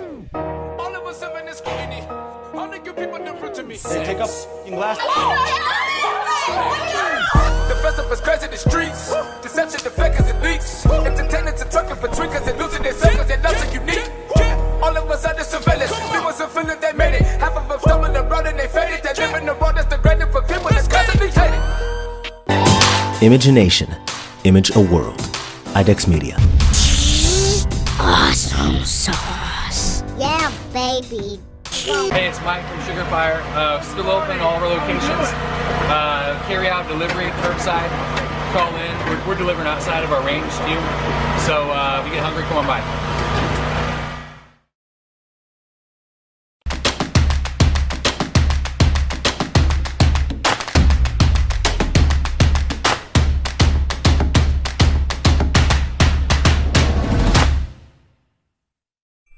Homeowners and property managers, if you're looking for effective and humane ways to remove wild animals and deal with the damage that they have caused, we have good news for you. Introducing Wildlife Command Center, a professional nuisance wildlife management company specializing in providing animal removal for residential, industrial, and commercial clients. We are the only wildlife company that checks 70 different areas on a structure to determine the answers to the following questions. Exactly which animal are we dealing with? How is the animal getting inside the home? What kind of damage is the animal doing to the structure? Once we get the answers to all of these questions, we develop and write up an action plan to resolve the animal issue completely and provide a quote to implement that action plan. We perform a very in-depth 70-point wildlife inspection. From visually inspecting the highest point, the chimney, to physically crawling inside the attic space and looking for animals, chewed wires, fecal matter, chewed structural wood. We inspect everything. Our inspection process covers all of the following 70 points: animal-proof chimney cap, roof ridge vents, roof to soffit junctions, dormer fascia, attic gable vents, gutter lines, fascia trim, garage door, utility penetrations, water, gas, electric, and cable. Bathroom vents. Attic roof ridge vents. Attic electrical, wiring, junctions, boxes, and lighting. Concrete decks, additions, wooden crawl spaces. Basement plumbing, penetrations, ceiling, floor, and wall. Wildlife Command Center's mission is to deliver the finest quality wildlife removal and pest control service that is safe for the environment. For more information, call us now.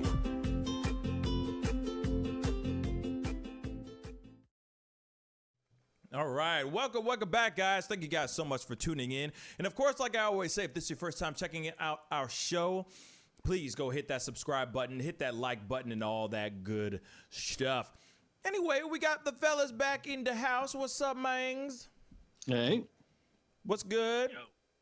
Big, huge shout out to my brother, Wavy Wayne, for coming onto the show. That really meant a lot. He's got a huge YouTube channel. You guys have got to go check it out. 75,000 subscribers plus and growing. The guy is super talented, and he's super informative if you're looking to get into those, into producing or engineering music from home or in your own personal studio. If you're just trying to get your music game, your producing game back up and tight and all that, you definitely need to go check out Wavy Wayne, or his channel is wayne.wave without the E. So definitely go check that out. But anyway, we gotta do the little, why not? We're gonna do the thing.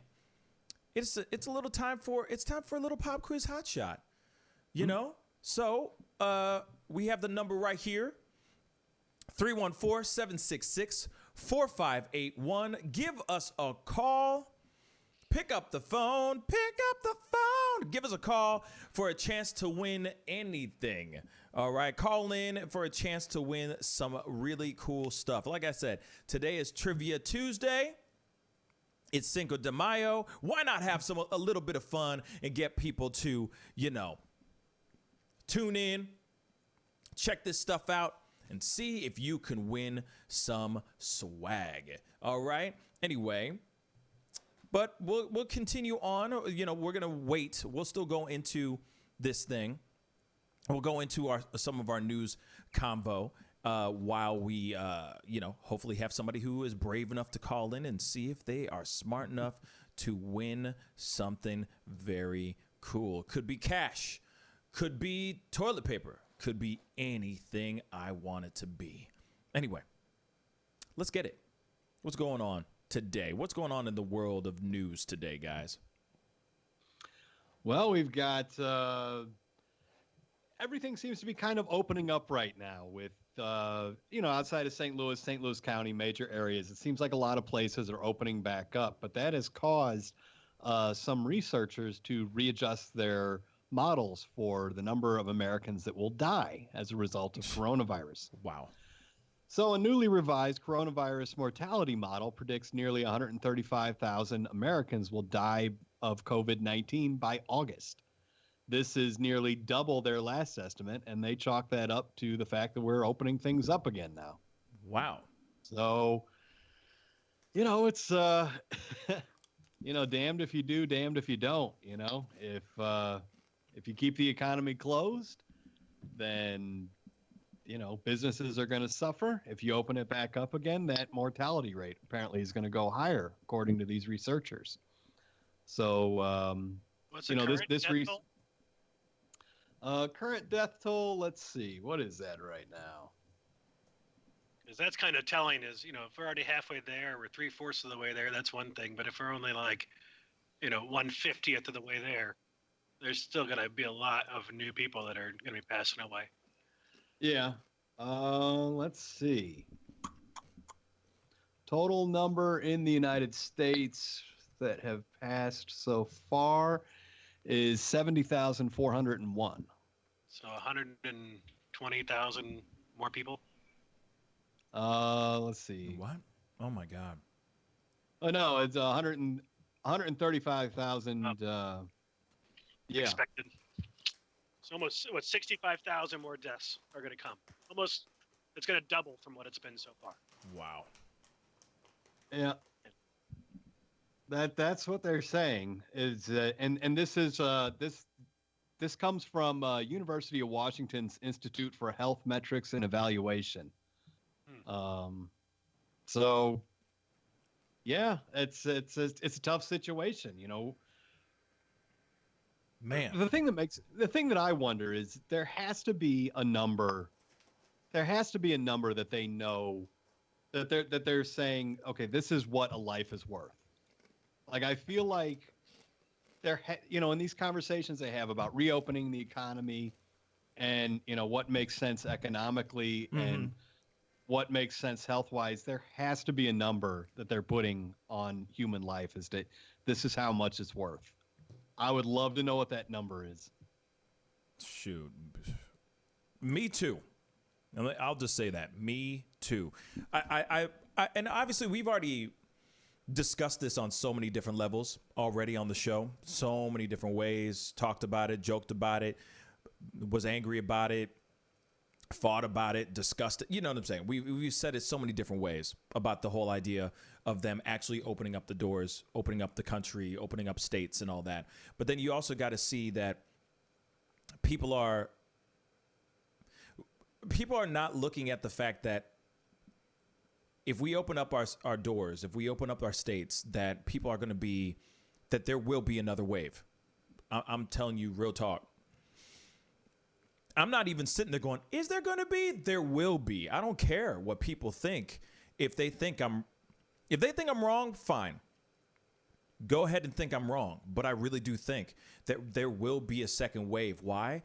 Because I love my people. You know, I love my country. I love our American people, even the stupid ones.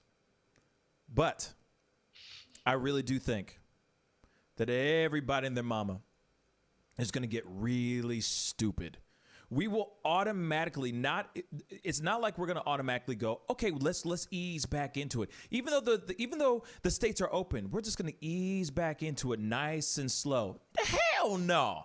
Everybody and their mama is going to go exactly back to the way things were. There's not going to be any precautions of that at all whatsoever. And I'm not talking about restaurants and grocery stores and all that. They've already been doing said things about using their precautions. I'm talking about the regular, average American. We are just going to go back to live concerts, back to having parties, back to just the normal thing, like, because Americans don't fully think sometimes. Like, there's some mentality that American has that Europeans don't have, and vice versa. And I just feel that because America is so stubborn, we are so stubborn, we're so thick-headed, that as soon as they go, yep, everybody can do, but please be cautious, people are going to be flooding everything. It's just going to be like, I just want to be free. I just want to be around people. I want to exercise my rights. And it's like, but then next thing you know, there's a 50%, 40% increase of people getting infected again. You see what I'm saying? They're not going to sit there and go, let's ease into it. And that's what I'm so frustrated and I'm scared about. Tom? Yeah, it's this rush to open everything back up again. You know, it's driven by money, not by people's health. Right. This is driven by people saying we need people to get paid, which I get. I mean, the economy needs, we need to do something with the economy. That said, if you're putting people's life at risk, and you've got people like this clown shoe over in Ohio, he's a Ohio State lawmaker. What's his name here? Nino Vitale. I think that's how you say his name. This guy came out yesterday. He said that we shouldn't have to wear masks because we're created in the image of God, and our faces shouldn't be covered up because his exact quote is, when we think about the image and likeness of God, we're created in the image and likeness of God. When we think of image, do we think of a chest or our legs or our arms? We think of a face. That's the image of God right there. I want to see it in my brothers and sisters. I mean, that's what we're dealing with, the kind of anti-science, anti-logic. And you're right. I'm sure it does exist in Europe, but not like it exists here. Huh. I mean, that's a disqualifying statement to say, we should forego science because we're created in the image of God, therefore I shouldn't wear a mask. Yeah. Okay. Yeah, go ahead, Jack. What were you going to say? So I was reading this article here that's on NPR that came out last month, and they actually did put a price on basically what the government came up with on around what a value of a human life is, and it's around $10 million that it's worth to the economy. The cost of death on average now is around $800,000, and what type of immediate impact that has on the economy. But a cost of a life over time is worth $10 million. So when they were doing these cost benefit analysis of the economy versus human life, just like with developing new seatbelts, how much money are they going to put into it, how many lives it's going to save versus the cost it's going to take to implement it. And they have a cutoff there to say, okay, well, the regulations have gone too far. We need to ease back on it to allow for more freedoms. But $10 million is supposedly what your life is worth. And, people that are going to go out there and they want to have their freedoms, they're saying that the government's overstepping their bounds. They don't want to wear masks. They don't want to do anything. They just want to say, I'm fine until they get sick. And then they want the money from the government and they want the help from the government. They don't need it till they want it, or don't want it till they need it. Yeah. Don't want it until they need it. And who is that $10 million for? I mean, who is that? That's just a value to the economy for work that you do, the impact that you have on spending, the value, I guess, to insurance companies and everybody else that's out there. It sounds like a lot of people are profiting off people, because I'm going to tell you this. Most people are never going to see $10 million in their life. So sounds like people are out there working for somebody else. Very true. Turning somebody else's nut. James also said on the thing real quick, we have a comment or two. James on YouTube just said, I'm letting you know I think food prices will start rising in the next month or two. We must plant our gardens. And here it is. I completely agree with James. Jack was saying this last week, talking about, we have our own garden in our backyard. We do this, and this, and all that. That inspired me because as I was looking on the news, seeing how meat right now is becoming a scarcity. Now they're regulating how much meat you can take from the market. Why? Because they're slowing down the manufacturing of meat. Because people who actually are working in the meat industry are contracting the virus, like literally, and they're handling our meat. So that meat is now getting, now that is getting contracted with the coronavirus, so on and so forth. There's also footage of a pig farm in China, if I'm correct, where they literally took a herd of pigs, live pigs, into a ditch. They just herded them into a ditch and lit them on fire alive because the pigs had contracted the coronavirus. So I agree with the whole plant. We must plant our gardens. I agree. I think we're in that area. We're in that time right now where we might have to be taking care of our own selves in some sort of way, or not sitting here saying that, we're all going to go hungry. Like, the Alex Jones thing, I'll eat my neighbor. Which, by the way, I later on found out that he was saying that in jest. He was saying that as a joke. It was full on a joke. But at the same time, like, when would I ever have his side? Like, ever? But in his defense, which is weird to say in a sentence, ever, is that I later on looked at it and found out that he was just saying that as a joke. But the way he said it and the way that the media put it out and cut out that piece made him sound mother-loving crazy. But anyway, moving on. But you get people like him or anyone sitting there saying like, I'll just look over at my neighbor, or you see what I'm saying? We might starve. Oh my God, the country's going to starve. I don't think we're going to starve, but I do agree with James is saying in regards to the prices of food could go up. Now, what they're doing right now in regards to regulating the amount of meat that is being bought from markets, the reason why they're doing that is because they're in fear. At least this is what the media says. They're in fear of the meat prices going up because of supply and demand. If everyone starts hoarding every piece of ground beef that they see, the price of meat could go straight through the roof. Yeah. You see what I'm saying? So I can see that. And I get why they're regulating meat, because you know how it is. America's paranoid. We are paranoid people. As soon as we hear something on the news, we're going, toilet paper. I want to poop all day. You know what I'm saying?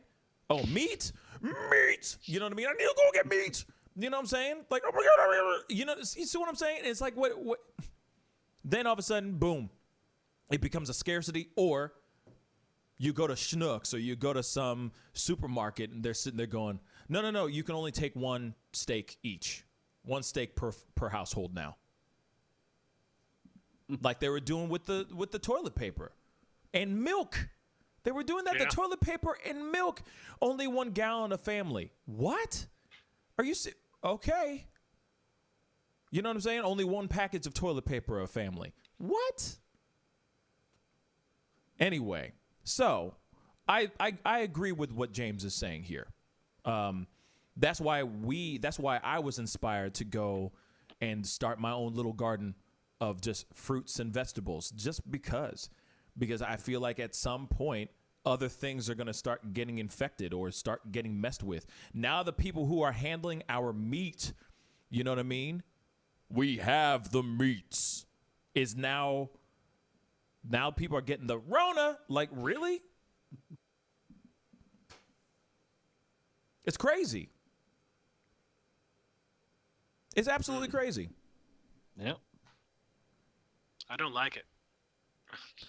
Me don't like it either. It's kind of funny. So I mean, with the jerky stuff, we reach out to our manufacturing plant just to check and see what timelines are and stuff like that. Their minimum orders have gone up. They said that their production is limited. They're kind of swamped right now with some of their current customers that are like Jack's Links and stuff like that. So I mean, meat's being used, but production runs are going, and it's getting harder to get in with production companies to be able to do smaller runs. So I think a lot of these craft type of businesses, craft beers, craft foods, I think a lot of that's going to have a lot of struggle times ahead, because margins are huge for smaller companies. And if the meat prices go up, that's going to hurt a lot of people. Yeah, it's going to hurt a lot of people. Unless it's going to be passed along to be passed along to the consumer eventually. So everyone will be buying $10, bags of chips, and it just, I don't know. There's got to be some innovations, right, to be able to feed the world. Right. Yep. It's going to be interesting. Well, to see. Hopefully they just get that vaccine out soon. Yeah. And hopefully they do. But when they start saying, "Oh yeah, 300 people in Missouri that work in the meat industry have contracted the virus," I'm like, "Ooh!" Suddenly, steak doesn't look so tantalizing anymore. You know, that pork steak doesn't look so good no more. I'm just gonna. Yeah. What about that veganism thing again that I be making fun of all the time? Maybe I might be looking into that like a mug. You know what I'm saying? Like my brother said something about you can make mushrooms taste like steaks. Maybe I need to start looking into that ish, because I ain't about this. I am not about to die because I ate a piece of steak or a piece of chicken. You know what I'm saying? Like, I got better things to do with my life than die because of eating the wrong meat. You know? Well, now Wendy's is now not doing. I mean, if you're cooking it, theoretically, it should kill all the bacteria. Right, that's true. Yeah. Theoretically, but think about it. Do you really? But you touch your food. But think about it. You're sitting there looking at tainted meat before you cook it. No. It's fine. Once you cook it, it's fine. To me, that's making me want to vomit. That does not make me want to go, oh yeah, that's fine. It's fine. Once you throw it on the grill, you can't cook it medium rare. You can't cook it medium well. You got to cook that mug well done, period. And I like to eat my meat the way I like to eat my meat. You feel me? That sounded really wrong, actually, thinking about that, what I just said. But you get what I'm saying. That made no sense. That sounded wrong on all levels. But anyway. I get it. But I mean, I think most scientists are saying that the coronavirus is mainly just spread from, person to person through airborne particles. It's not so much surface stuff. So as far as I've heard, you really can't get it from eating stuff. It's more just it gets in your respiratory system. So I think you're probably safe to eat meat. You're probably just not safe to package it because you're going into these facilities where everyone's got coronavirus. Right. So I think that's really what the danger is for the employees at the packing plants. Yeah. Well, that does make sense. And, we'll definitely have to talk about that more as time goes on because, this is still a in development type of story. We're learning it as we go. And, of course, people are worried about their meat. You know what I'm saying? I'm worried about my meat, too. Just keep your meat clean. That's all we ask. Just keep your meat clean. Simple, guys. Yeah. You know what I'm saying? Wear protection. That's a good rule in life in a whole bunch of different ways. Wear protection. Wear protection. Just keep your meat clean. And keep your meat clean. That's it. That's all. Anyway, we got to go into a quick commercial break, but when we come back, we'll be getting the musical stylings of Dr. Gervais. I was trying to throw up this flyer, but this thing is being a pain. There we go. We got Dr. Gervais performing live on the show here very, very shortly, so stick around. We'll be right back. This is The Pascal Show. Bye.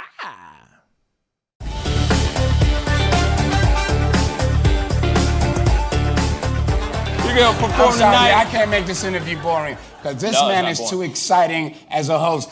And I'm truly saying this, and if y'all can't do this, me and this man here is going to leave and go somewhere else where we can get some love. I want everyone in the building to say, I love Pascal on the count of 3. 1, 2, 3. Wow.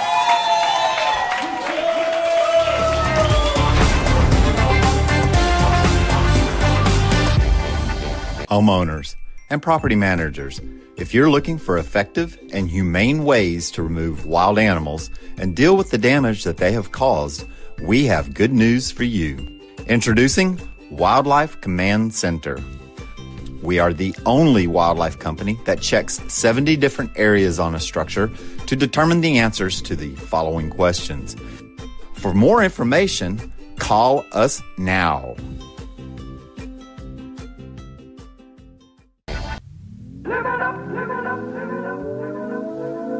The Fur and Leather Center, providing the highest of fur and leather goods.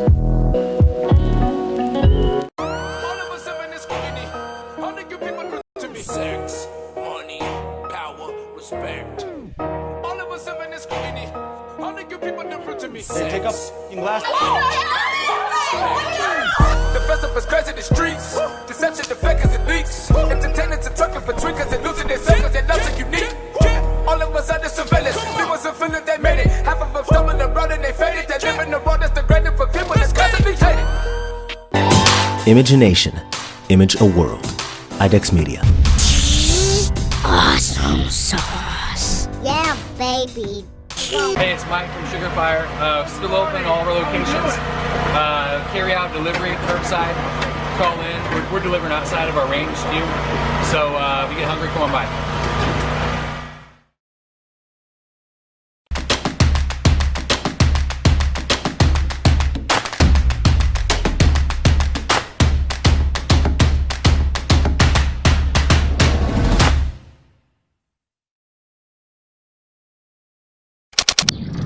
All right, welcome back, guys. Thank you guys so much for tuning in. And of course, like I always say, if this is your first time checking out this show, please go click that like button on our Facebook page. Please hit that like button underneath the feed as you're watching as we speak down below. And hit that subscribe button if this is your first time checking out this show on the YouTube channel, y'all. To all my YouTube family, what's good? And thank you guys so much for tuning in to the show. Anyway, I do have something very, very special going on today, right now, coming up here very, very shortly. I have the very, very talented band, a very, very talented band stationed out here in St. Louis, but they are worldwide. The Doctors of Vegas, they are absolutely amazing. You guys have got to check them out sometime. But one of the things that's really great is that they gave us a really great performance to check out live on this show today. So it is. I know that James asked, is this a repeat interview? It is not an interview. It is a full-on performance. So, without further ado, please enjoy the musical stylings of the one, the only, Dr. Vegas. Dr. Vegas! Thanks for joining us on the Dr. Vegas Happy Hour. St. Louis in the world.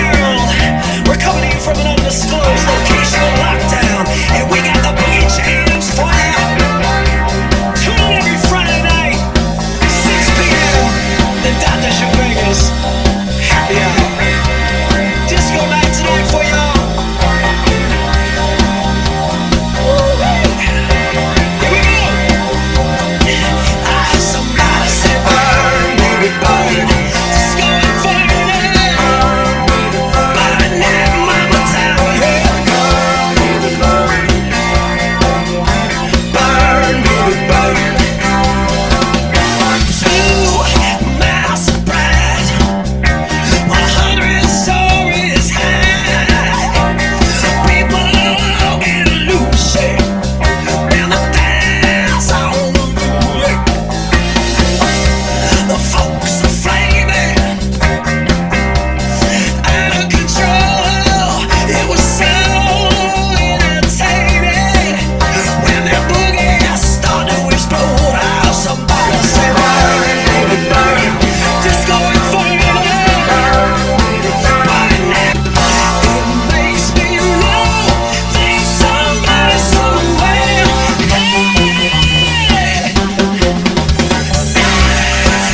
Satisfaction came in a chain reaction. I couldn't get enough, so I had to self-destruct.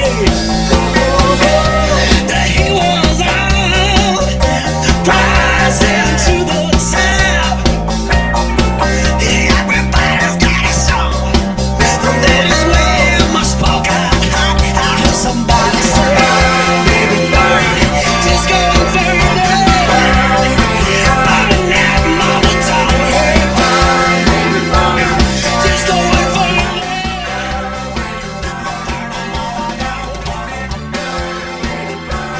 Disco inferno.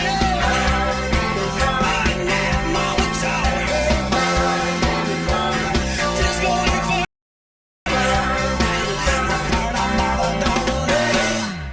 Ah, yes! Cheers to you, lockdown! Yeah, baby. Anyway, man, like I said, you guys have got to go check out Doctors of Vegas. They have their happy hour every Friday at 6 p.m. Central Standard Time. You guys have got to go check them out. They are super talented. And what you just heard right there is just a snippet of their sound. They sound really, really amazing. And they are a very, very, very talented band. So check them out. Doctors of Vegas Happy Hour, 6 p.m. Central Standard Time.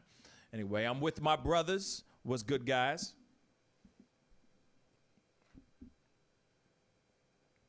Hey. That was Yeah, they awesome. sounded really tight. Right? How do they do that when they're all in different places? I don't get it. You know, Yeah, it's crazy. it's I mean, you see people all like on these national shows, and they don't sound that tight. yeah. It's a lot Like of on magic. these like coronavirus like fundraisers. Yeah. Yeah, it's a lot of magic, a lot of post magic. That's all I can say. They're very, very talented. I mean, just let alone they're just very talented. I wish I had that kind of skill to be able to do that kind of stuff from home, because that is unbelievable. Some really unbelievable stuff. But yes, so I love I love how they sound. I love how talented they are. And I'm hoping that they send me more stuff and they're able to come in and perform live more and all that. Those guys are super, super talented, and I appreciate the love and everything. Anyway, it's time to do a little pop quiz hot shot. Of course, we have the number 314-766-4581. Give us a call. Don't be shy. Be a part of the conversation. Oh, if you want to win something really cool, comment down below, but give us a call at this number and see if you got what it takes to win some dope something. How's that? Dope something. But anyway, let's get the game rolling, shall we?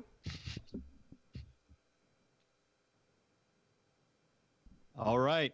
Well, I've got 9 questions here. We already answered one of the questions earlier in the show, so I'll forgo that one. But we have 9 questions here. These are about Mexico. Today, we're obviously celebrating our neighbors to the south. So let's jump in. Okay. In this TV comedy, a rich family starts the holiday Cinco de Cuatro to spite Mexicans celebrating Cinco de Mayo. Is it The Simpsons? No. Say that again. Cinco de Cuatro. Say the. In this TV comedy, a rich family starts the holiday Cinco de Cuatro to spite Mexicans who are celebrating Cinco de Mayo. It's a TV show or a movie? TV show. Hold on. I think I got this. Rich family. Fresh Prince of Bel-Air? Nope. Can you at least give us like a decade?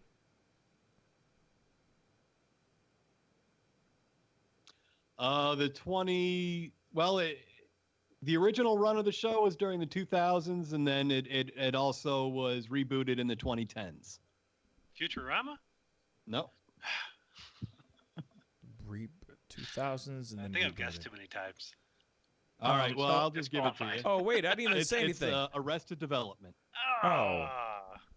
I didn't even guess yet. Were you I think gonna we say all that? had ample time on that one. Fine. Next. All right. So, question number 2. This 1986 comedy saw Lucky Day, Dusty Bottoms, and Ned Niederlander ride into Mexico to save a small town from the bandit El Guapo. The Three Amigos. Three Amigos. That is correct. The Three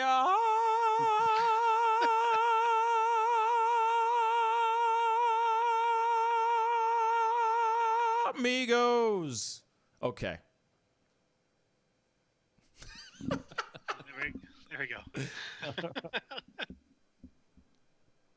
All right. Question 3. This Mexican filmmaker has directed such films as Kronos, Blade 2, Pan's Labyrinth, and The Shape of Water. Guillermo del Toro. Rigo del... Oh. That's correct. All right. We are tied. Cool. All right. Next question. This is the name given to professional wrestling in Mexico, in which participants often wear colorful masks. Oh, Nacho Libre? Libre. No. Oh. No. What's the first word? Not Nacho. Nacho? Macho Libre. Nope. I'm trying to think. That's what the movie is. What's the actual thing?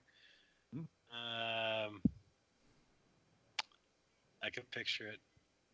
Can't. The name's not coming to me now. I don't know. Pascal, any thoughts? Lucha Libre. Lucha Libre. All right. Yes. All right. Here we are. Next question. It's still all tied. Beginning her career in the telenovela Teresa, this Mexican actress gained fame after starring in Desperado and is perhaps Antonio most known Banderas for playing Frida Kahlo. gonna let that hang there. Antonio Banderas. Let's see. Jennifer Lopez? No, not Jennifer Lopez. It's I can picture her face. Oh my God. Oh my God, what's her name? I don't know why I had male in my head. Don't say anything. I can picture her. She's Selma Hayek.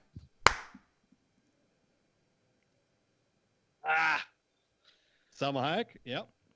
Dang. All right. Picture 2-1 Pascal now, even with the lag. Yes. Super lag. Like super lag. Yes. All right, here we are. Next question. Although not as popular as tequila on Cinco de Mayo, this Mexican liqueur is often found in mudslides and White Russians. Cola? That is correct. All right, we're all tied up again. All right, this song was often played during the Mexican Revolution, and it describes an insect that is unable to walk. Very popular. Say it again. This song, it's very popular on Cinco de Mayo, was often played during the Mexican Revolution, and it describes an insect that is unable to walk. Caterpillar? Mm-mm. Do the worm? Tequila. No. You got to think Spanish language songs. Oh gosh. El Worm. It's a very, very, very popular song. Played, probably will be played everywhere today where they're celebrating Cinco de Mayo. That one? No. Ay, ay, ay, ay. No. Lowrider? No.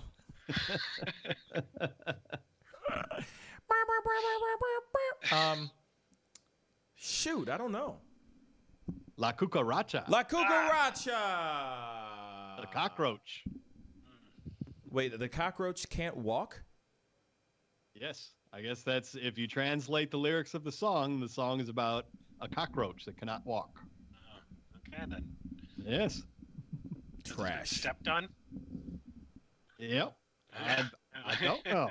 There are actually many different lyrics to that song. It's changed very much over time. So getting the actual official lyrics to it, but I think the through line through all of the different versions of the song is that cockroach can't walk, as far as I can tell. Makes sense. Yep. Probably drank too much. Yeah, well, I think there's a version of it where they're talking about like marijuana a fumar or something, where like So yeah, there are different versions of it. But I have 2 questions left. You're all still tied up. All right, let's get it. All right, I got one easy one and one that I guarantee nobody's gonna get. Okay. All right, I'll do the easy one first. Soda aficionados prefer to drink soda products from Mexico because they contain this ingredient. Cocaine. Real sugar. Real sugar, yes. Cane sugar, yes. Cocaine.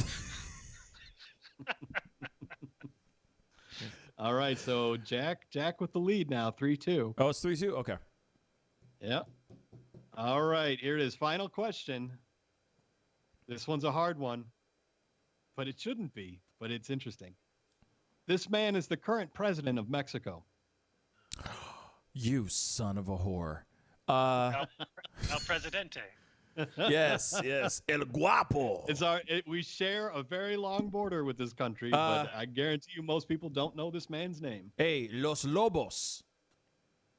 Nope. Los Lobos kick your balls into outer space. Mexican last name?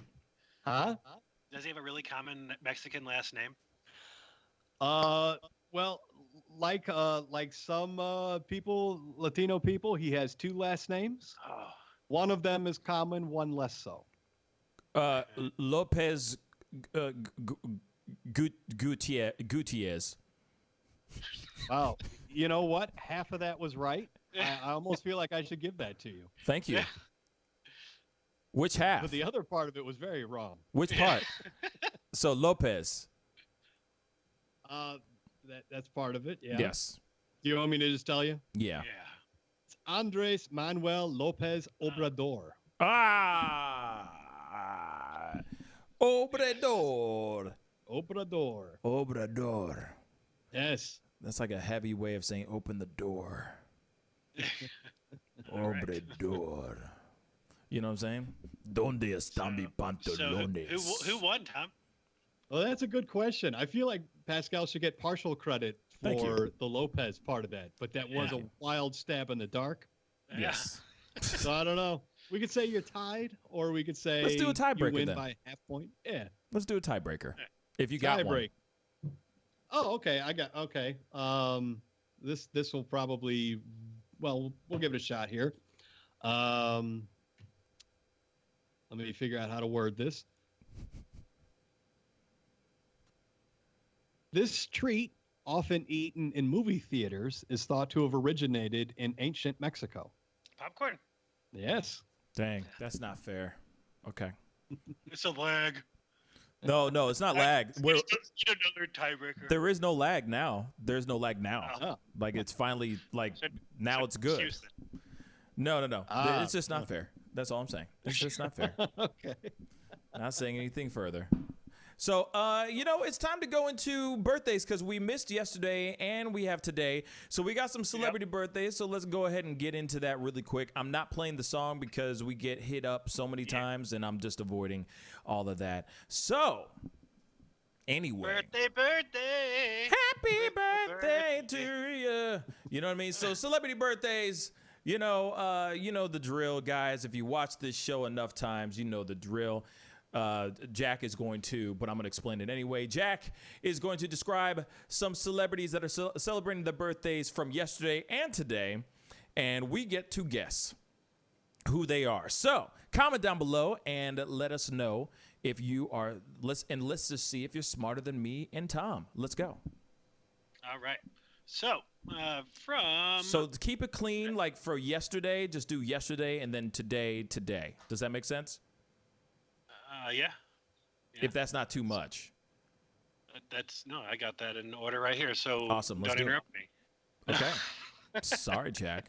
No, I'm just messing with you. I know. XL.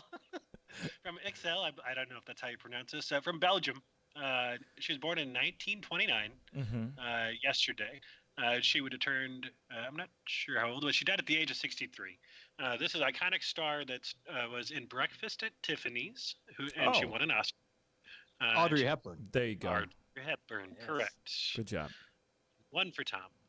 All right, so we got from Toronto, Canada. We were talking about this show just a little bit ago, and he earned his 50th birthday today, or yesterday, and he's a TV actor. He played George Oscar Gob Bluth. Patrick Bateman. Nope. Oh, that's oh shoot! Why am I blanking on dude's name? He was Mr. Perkins, and he did the voice in Mr. Perkins in Despicable Me. He was in Let's Go to Prison.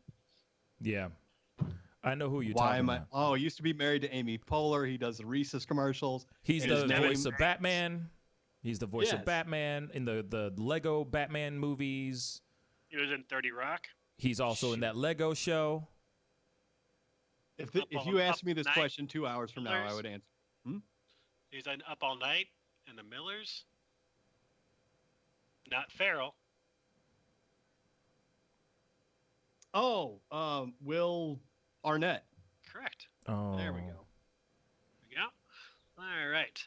From Laurel, Mississippi, turning 41 years old yesterday, this pop singer is the member of the multi-platinum certified pop boy band NSYNC. And he has a management group called Free, his first name Entertainment, and other media-related work. Timberlake? No. No. He was studying engineering so he could work for NASA. Lance Bass. Lance Bass. I got that one. Yeah. Freelance. Get it? Freelance. Okay. No, I got that one. Okay. I said it first. Not with your leg, you didn't. Yeah, not with your leg. You need to play back this show. I'm serious. I'm not trying to win. I will. I mean, of course I'm trying to win, but I'm not going to cheat. Check it I'm not going to cheat. If you could hear what Jack and I heard, I answered that about 5 seconds before you. Well, that's not fair. Shoot. All right, let's see. We got here. Turned 42 years old yesterday. This sportscaster and TV personality also appeared on a number of programs, including ESPN's College Game Day and ABC's Good Morning America. She has co-hosted Dancing with the Stars. She was actually on Dancing with the Stars season 10 and competed with or against Buzz Aldrin.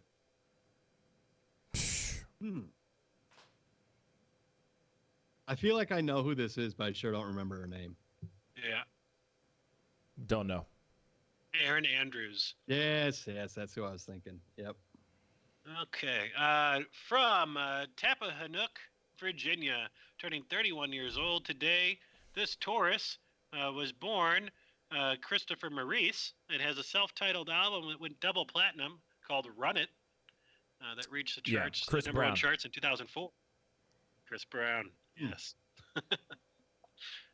Let's see. We got from London, England, turning 32 years old today. This pop singer has 4 times platinum selling album and won the Grammy Award for Best New Artist in 2009. She might say hello. Oh, it's Adele.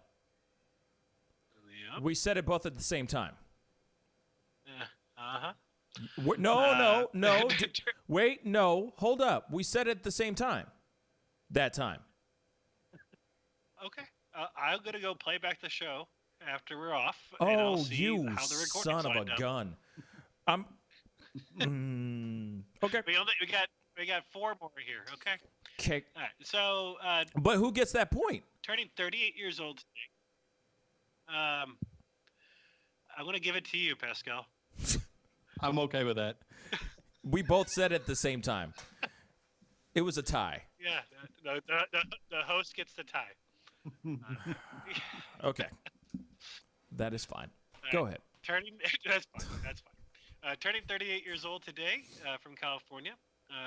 She was married, or was married to Kobe Bryant. She was in Man on Fire and Columbiana. Vanessa Bryant. Vanessa Bryant, correct. We have turning 39 years old today from Mesa, Arizona. This TV actress played Topanga Lawrence on Boy Meets World. She was in Dorm Days. I don't know her name. Then she revised her role as Topanga in Girl Meets World. She looks like a Lauren. I don't know her name. Danielle Fisher. Oh, it's Danielle Fisher. Damn. You're right. Okay. All right, last 2 here. Okay. From Trier, Germany. Born in 1818 and passed away at the age of 64 in 1883. This philosopher was a political theorist, philosopher, and economist. He penned both Das Kapital and the Communist Manifesto. Oh, is that Marx? Yes. Karl Marx, yeah. Yep. All right, and here is our final one for today. From Jersey, England, turning 37 years old. This popular actor is best known for his role as Superman in several of the DC films, including Man of Steel and Justice League. He's also Henry in the Cavill? Yes. Damn, good job. Christo. So, yeah, happy birthday to all them famous people out there. And I hope that everybody else that's having birthdays is having a great day on Cinco de Mayo. Yes. And, of course, that wraps our show. Big thank you to everybody who came onto the show. Big shout out to Wavy Wayne for being on the show. Of course, big shout out to Dr. Gervais for being on the show, performing on the show and everything. That we really, really appreciate that as well. Of course, fellas, thank you so much for being on today. Really means a lot. Thank you, guys. Yes. Yeah, always. But that wraps up our show. Man, thank you guys so much. Tomorrow we got a very great show for you. Tomorrow we have the owner of Best Wardrobe Solutions, Cedric Cobb, will be on the show live to talk about his upcoming stuff. He also has these masks that he's actually doing, and the proceeds are going to a specific foundation, which I'm very excited about him coming on to talk about all that. And he's manufacturing those himself, so he'll be on to talk about all of that. And then, yeah, it's going to be just an action-packed show. So be sure to tune in. I will be on at 7 p.m. tonight, 7 p.m. Central Standard Time. We're doing a new time now because 5 p.m. is way too close right after this show. It's just not enough time for me to do everything I need to do, get ready, and then be able to do that show. So be sure to tune in, 7 p.m. Central Standard Time. I will be on live again. Anyway, it's time to get going. Be good to yourselves. Be good to one another. And I'll see you guys at 7 p.m. Central Standard Time. This is The Pascal Show. Bye.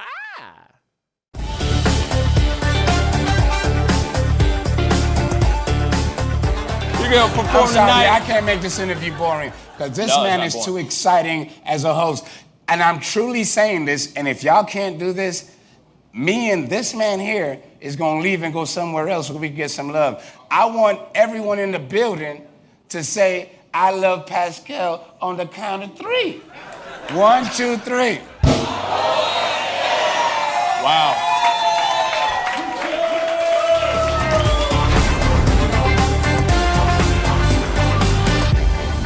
Homeowners and property managers, if you're looking for effective and humane ways to remove wild animals and deal with the damage that they have caused, we have good news for you. Introducing Wildlife Command Center. We are the only wildlife company that checks 70 different areas on a structure to determine the answers to the following questions. For more information, call us now.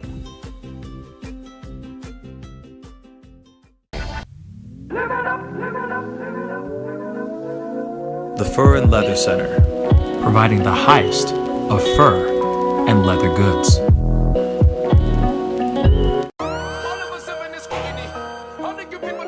Sex, money, power, respect. All of us have in this scrutiny. All the good people different to me. Take up in glass. The festival is crazy in the streets. Deception, the fakers, and leaks. Entertainers and trucking for tweakers and losing their selves and nothing unique. All of us under surveillance. We wasn't feeling they made it. Half of them stumbling around and they faded. They live in the world that's degraded for people that's constantly hated. Imagination. Image a world. IDEX Media.